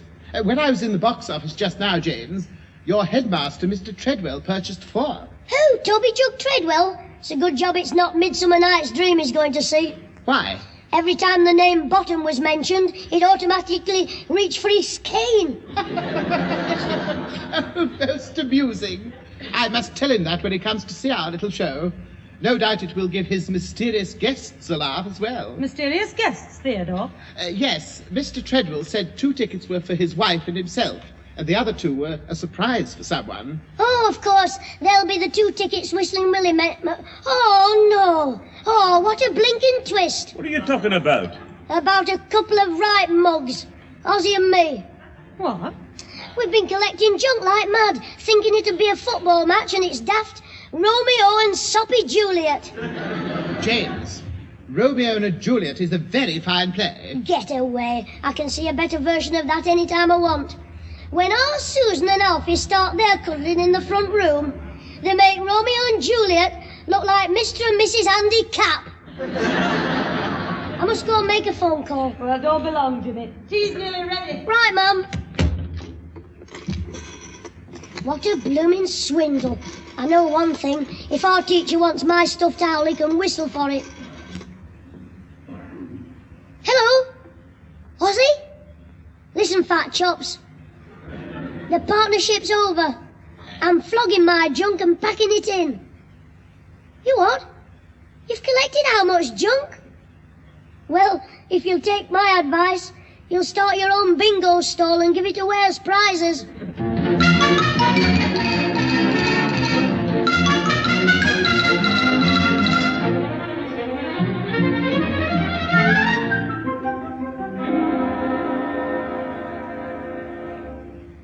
That's what's so funny, Mr. Whittle. Ozzy and his dad have been collecting junk for 2 days now, and all they'll get is 2 tickets for Romeo and Juliet. They want the brains testing. You surprise me, Jim. Old Higginbottom going in for Shakespeare? I doubt if he's read half a dozen lines of the immoral bird. It's immortal bard, Whittle. Oh, is it, Jock? Oh, in that case, I stand connected. I went to see a play of his once, As You Like It, but I was the one who didn't. Hey, you should have seen some of them Herberts on the stage, running round in them doublets and hose pipes. I'd rather go and see Macbeth. At least there'd be a few murders. Oh, but Romeo and Juliet's a dead loss. It's all snogging. If I was producing it, I'd liven it up a bit. What would you do, Jim? I'd get Ted Loon for Romeo, Gladys Morgan for Juliet, and do the whole lot on ice. Oh, that's a good one, eh, Pat? Look, Jimmy, you should be glad to do all you can for the school jumble sale without worrying about free tickets. Your mum's got a point there, Jim. 'Tis better to give than to receive, as the sailor said when he threw the bucket of swill against the wind. Come in the living room, Alfie. It's our Susan. That was a nice walk we had, wasn't it? Yeah, hello, Mrs. Clitheroe. Hello, Alfie. Hello, Mr. Sinclair. Hello, Alfie. Hello, Mr. Whittle. Hi there, Alfie. Hello, Jimmy. Hello, Alfie. Now say hello to Susan. Hello, Susan. Oh, wait a minute. I don't have to say hello to... I know I said hello to you before, but that was because I hadn't met you before. Well, I have, but I wouldn't know who you were, but I mean, not today. See, I said hello to Susan when I took her out, and I brought her back home before I go. Well, ta-ra, Alfie. You ta-ra, Jimmy. Oh, wait. I'm not going yet. I think you're as bad as that woman in the pay box at the circus. Have you two been booking for the circus, then? Yeah, and the woman gave me 2 odd seats. Well, they were evens, really, but they were odd because they weren't together, so I made a change them for even seats in the odd numbers instead of odd seats in the even numbers. We're on the back row. Well, that'll be a change for the Tigers. Instead of you watching them snarling, they can watch you smooching. Oh, shut up, you. Mother, who do you think we saw when we were at the circus? It was Jimmy's headmaster and his wife, Mr. and Mrs. Treadwell. Mr. Treadwell recognised me as one of his old boys, and hey, do you know what he said? Yes. Oh, it's Alfie Hall, one of my most outstanding failures. Mrs. Clitheroe, is it all right if I thump him? Oh, Alfie, don't let the lad put you off. Just go on talking, because your voice is sweet music to me. Ah, is it really, Mr. Whittle? Well, it would be if it was a female bullfrog. Whittle, do you mind? Carry on, Alfie. Well, Mr. Treadwell said he was booking 2 free seats to do with the school gym. And did I remember the time I got my head stuck in the parallel bars? Alfie, he booked 2 free seats for the circus? Yeah. He said it were a reward for somebody at school. Well, why didn't you say this before instead of nattering on like Long John Silver's parrot? You are? I've got to work fast. Alfie, will you give me a lift on your motorbike as far as Ozzy's? Yeah, but what for? I'm starting a new business partnership. Charlie Claw Clitheroe and Ozzy Dormouse Higginbottom Limited. What do you call Ozzy, Dormouse? If I know him, he'll be a sleeping partner.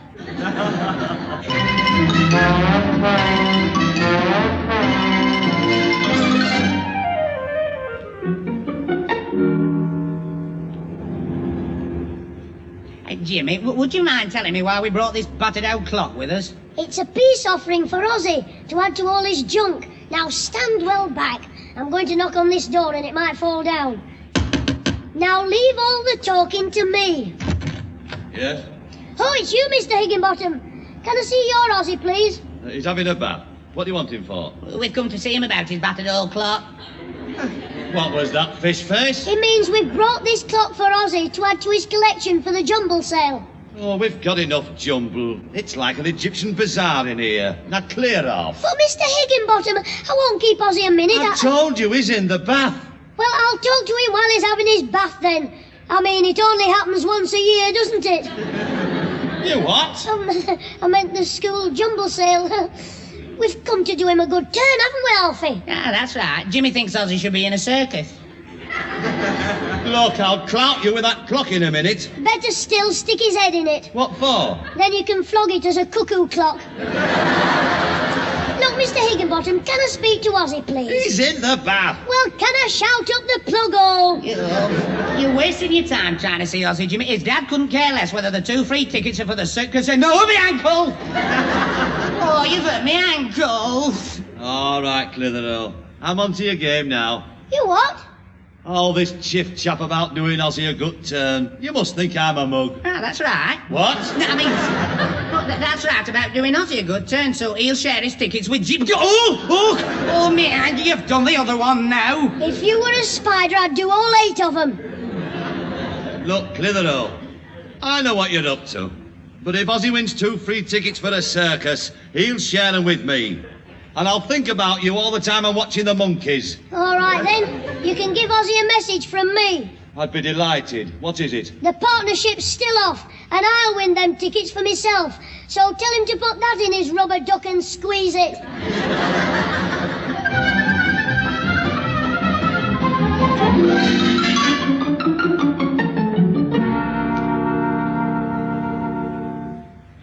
Pat, have you moved my overalls and gardening boots out of the tool shed? No, I haven't touched them. Are you sure you didn't leave them somewhere else? No, I put them on the workbench this morning and now they've vanished. Oh, somebody's stolen them. Oh, don't be so silly. Nobody'd want those old things, except maybe a farmer for his scarecrow. Mother, will you come and speak to our Jimmy? He's been in my room and stolen my bikini. Your bikini? Well, he must look a pretty sight in that. It's not funny. If I hadn't seen him, he would have had it in his sack for the jumble sale tomorrow. The jumble Father, that's it. Your overalls and boots. I bet he's got them. Oh, has he? Come on. Where is he, Susan? In the lounge here. Jimmy, where are you going with that sack? Up the chimney. Merry Christmas. Come on, open it up. Let's see what you've got inside. It's nothing, ma'am. Just old junk for the jumble sale. You're not selling my clothes to other people. It's all right. We disinfect everything before we sell it. You cheeky young thing. Listen, Jimmy, you have no right to take Susan's property without her permission. But I only took her bikini and she can't wear it. Grandad said so last summer. Remember, he said, if you want to be Lady Godiva, let your hair grow. I only wear it for sunbathing. When you wore that, the only thing that went red was Alfie Hall's face.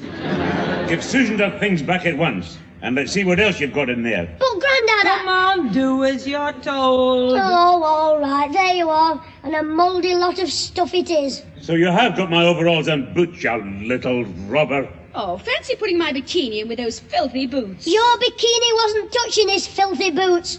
It was wrapped in his filthy overall.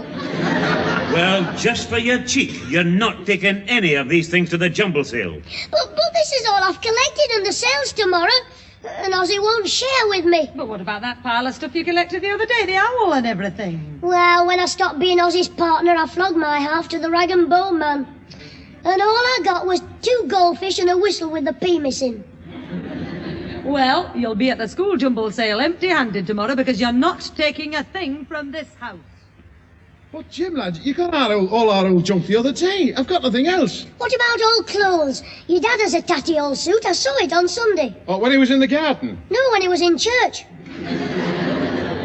It's a good job my old dad's out, or that remark would have cut him to the wick. He's very proud of that suit. He bought that when he had the great honour of being presented to the Queen. Oh, I read about that. Did you? Yes, when the Queen Victoria said, "We are not amused." Oh, you're a right comic, you are, Jim. You're better than that Charlie Chesterfield. Oh, I'm all there with me cough drops. Anyway, Mr. Whittle, to get back to the jumble sale, surely you can give me something out of your music front room? I mean, all them things round the walls and on the sideboard. Are those old chairs? Those old chairs have been in our family for over 100 years. Well, don't you think it's time you bought some new ones? You don't understand, Jim. They're antiques. And all the other stuff are souvenirs that I brought back when I worked in foreign climates. A death mask from the Fidget Islands, a Japanese sword where an emperor committed orikuri with, a piece of rock from Gibraltar with the name running right through it. That's a joke, Jim. You could have fooled me.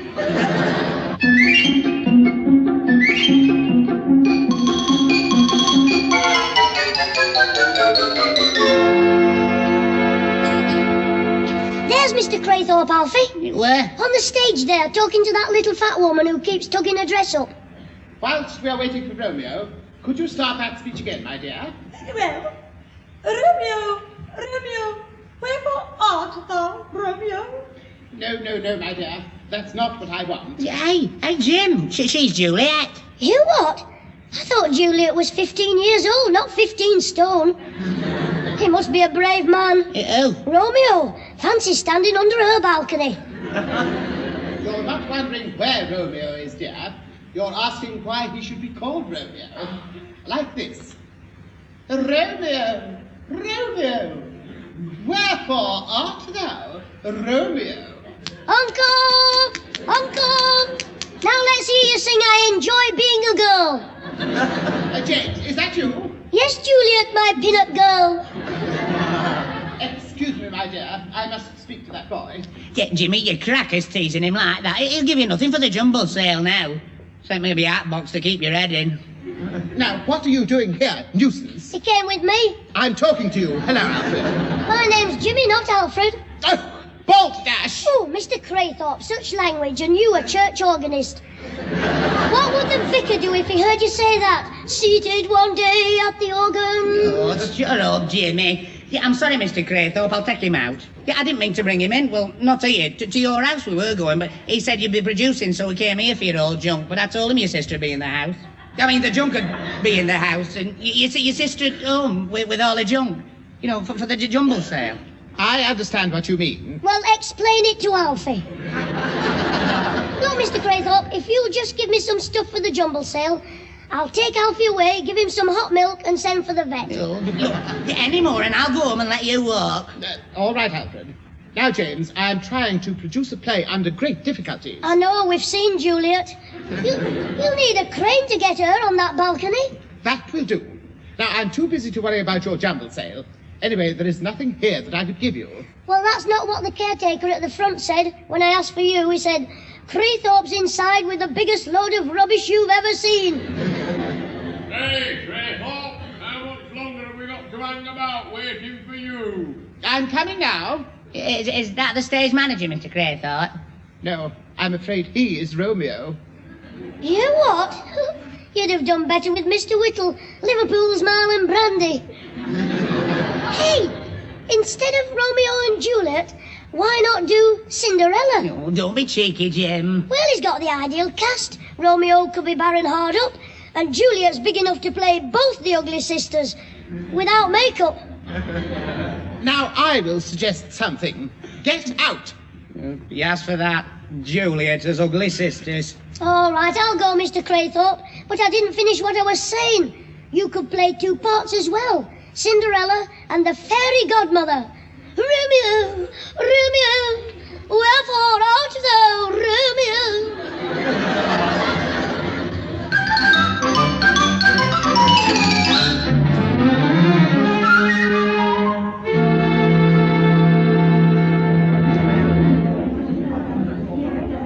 Come on, Susan. I can see Jimmy's stall in the middle of the hall there. We'll buy our share off him. Oh, I hate these jumble sales. It will have to come. Mr. Treadwell said it was me duty as an old boy of the school. All right. Well, hurry up and buy a cracked teapot, a bowl of goldfish, and a picture of a stag at bay, and let's get to the cinema. Yeah.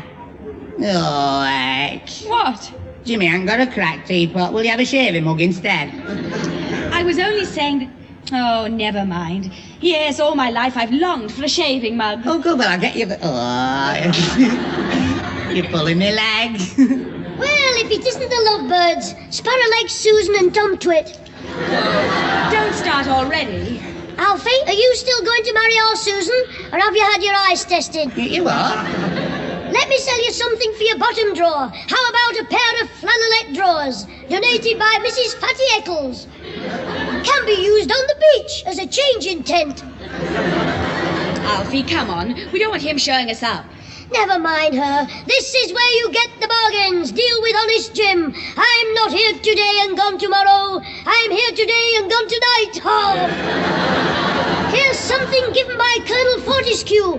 How about this, sir? From Borneo, a genuine shrunken head. Only one previous owner. Here you are, 10 bob. Yeah, I'm not paying 10 bob for that. All right, I'll do you a straight swap. Your head for this. Will you stop this nonsense? Shrunken head. It's carved out of wood. Well, I'll still swap him. What about a bottle of Beaky Billington's elderberry wine? It cures coughs, colds, carbuncle and cauliflower ears. Brings your carpets up like new. Hello, Mr. Grimble. Hello, Jimmy. Oh, Mr. Hall, isn't it? And you're Jimmy's sister, Susan. Yes, she's sewing shirts for soldiers. What was that? She's bought some shirts from the sale. Yeah, hello, sir. Jimmy told me about you. You're whistling with... Get Mr. Willie. Get Mr. Grimble. Hello, Mr. Grimble. How do you do? Well, Clitheroe, you nearly sold out, I see. Oh, yes, sir. I'm just going to get some more. Would you mind the stall, Alfie? Yeah. No, I can't stop. Get mind it. But I don't know how much to charge. Let the people bid for things. Get as much as you can. Oh, Alfie, now you've landed yourself. Don't worry, Jimmy won't be away long. He's determined to win the prize. Well, I must see how successful the others are. See you later. Bye, Mr. Grimble. Hello, Susan. Alfie. Oh, I thought this was Jimmy's stall. Alfie's looking after it for a minute. Is that so? Well, Alfie, any chance of a bargain? Well, you'll have to bid for what you want. Come on, everybody, bid up. All right, now, how about that coffee pot, Father? Right, I'll bid a sixpence. Oh, Father, 2 shillings. Can I join in? 3 shillings. Oh, I see. 3 and 6pence. Do I hear you 4? Do I hear you 4 shillings? 5 shillings. Steady, my dear. 5 and 6. 5 and 6 and bid. 6 shillings. What? 6, I hear you. All right, I wouldn't go more than that. 7 shillings. What? 7 and 6. Hey, sold to the chap with a... to me. Oh, give us a hand, Grandad. Hello, Mum. What's all this? 10 articles I've bought for 5 bob. I'll make 2 quid on these. I couldn't collect anything last night, but I've bought 3 lots at 5 bob, and I'll have made £5. Let Fat Ozzy beat that. You mean you're buying at one stall and selling them at yours? That's it, Mum. I'm the middleman, and Ozzy's the clotted. Is that so, Clitheroe? Well, I'm going to knock your head off, you little thief. You take that back, Higginbottom, or I'll be doing a bit of head knocking. No, Father, stop it. What do you mean, Mr. Higginbottom? I'll tell you. That thieving little... I've warned you. Clout him with this Aspie District, Grandad. This darling little boy of yours has twisted Ozzy out of about 5 quid. Is this true, Jimmy? I paid for everything I bought. Yes, when we weren't there. Missus, I've been on the store with Ozzy, and 3 times we've been called away to see one of the masters. And while we were gone, this skiving little... Well, this dear child has bought 10 pieces of stuff off Charlie Thompson for 5 bob. 15 bob for about 5 quid's worth of jumble. Well, blame Charlie Thompson. Listen, every time we were called away, it was a false alarm. Who do you think sent the phony messages? I think Mr. Grimble wants me. I won't be a minute. Come here, you. Go on, Mr. Higginbottom. Well, but why did Charlie sell the stuff so cheaply? Oh, that was the touch of genius. When we walked away, someone walked up and plonked this card in front of our stall. Well, what does the card say? Buy here, nothing over 6pence. That does it. Jimmy, when I get you home... Jimmy, Where is he, Pat? Oh, the little scamp. Alfie, Susan, did you see where he went? Yeah, through that door at the end, Mark, gentlemen. Oh, there's an exit on the other side of there. He hasn't gone to see a man about a dog. Yeah, well, if he has, from the way he was running, it's a greyhound.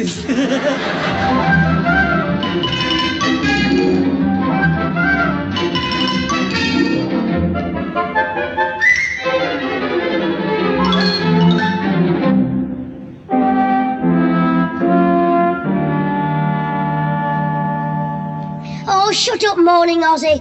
I gave you half your stuff back, and you won the blooming tickets. Yeah, but you pinched him. I'll tell Whistling Willie when he comes back. If you tell tales, the Black Hand Gang will call you chicken. I don't care. You will, because after that we grab one of your legs each and play wishbones.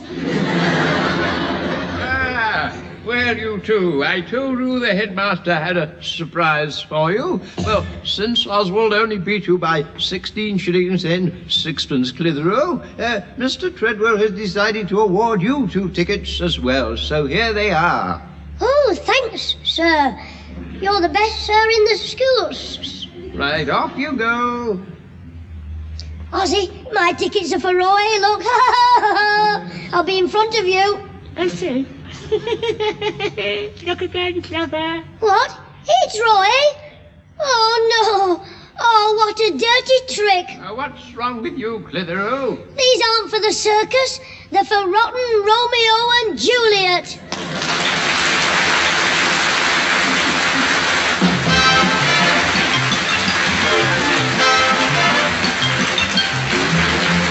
Those involved with the Clitheroe Kid this week were Peter Sinclair as grandfather, Patricia Burke as mother, Leonard Williams as both Theodore Craythorpe and Harry Whittle, Danny Ross as Alfie Hall, and Diana Day as Susan.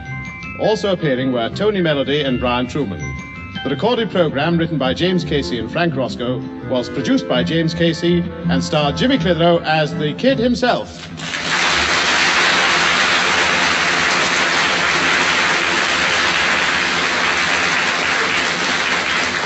I went to the play after all, with me grandad. It was funnier than the clowns at a circus. Romeo's tights kept going slack, and Juliet leaned over the balcony. Something snapped and did the rest of the play with her arms folded. Then Grandad started to snore, and I whispered in his ear, "Last orders, please."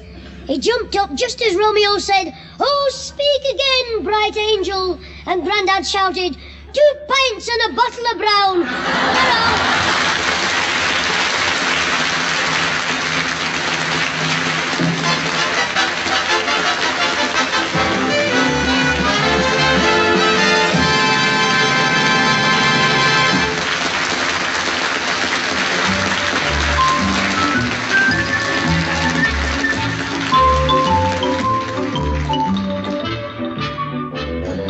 Jimmy Clitheroe is now appearing in Aladdin at the Empire Theatre, Newcastle upon Tyne.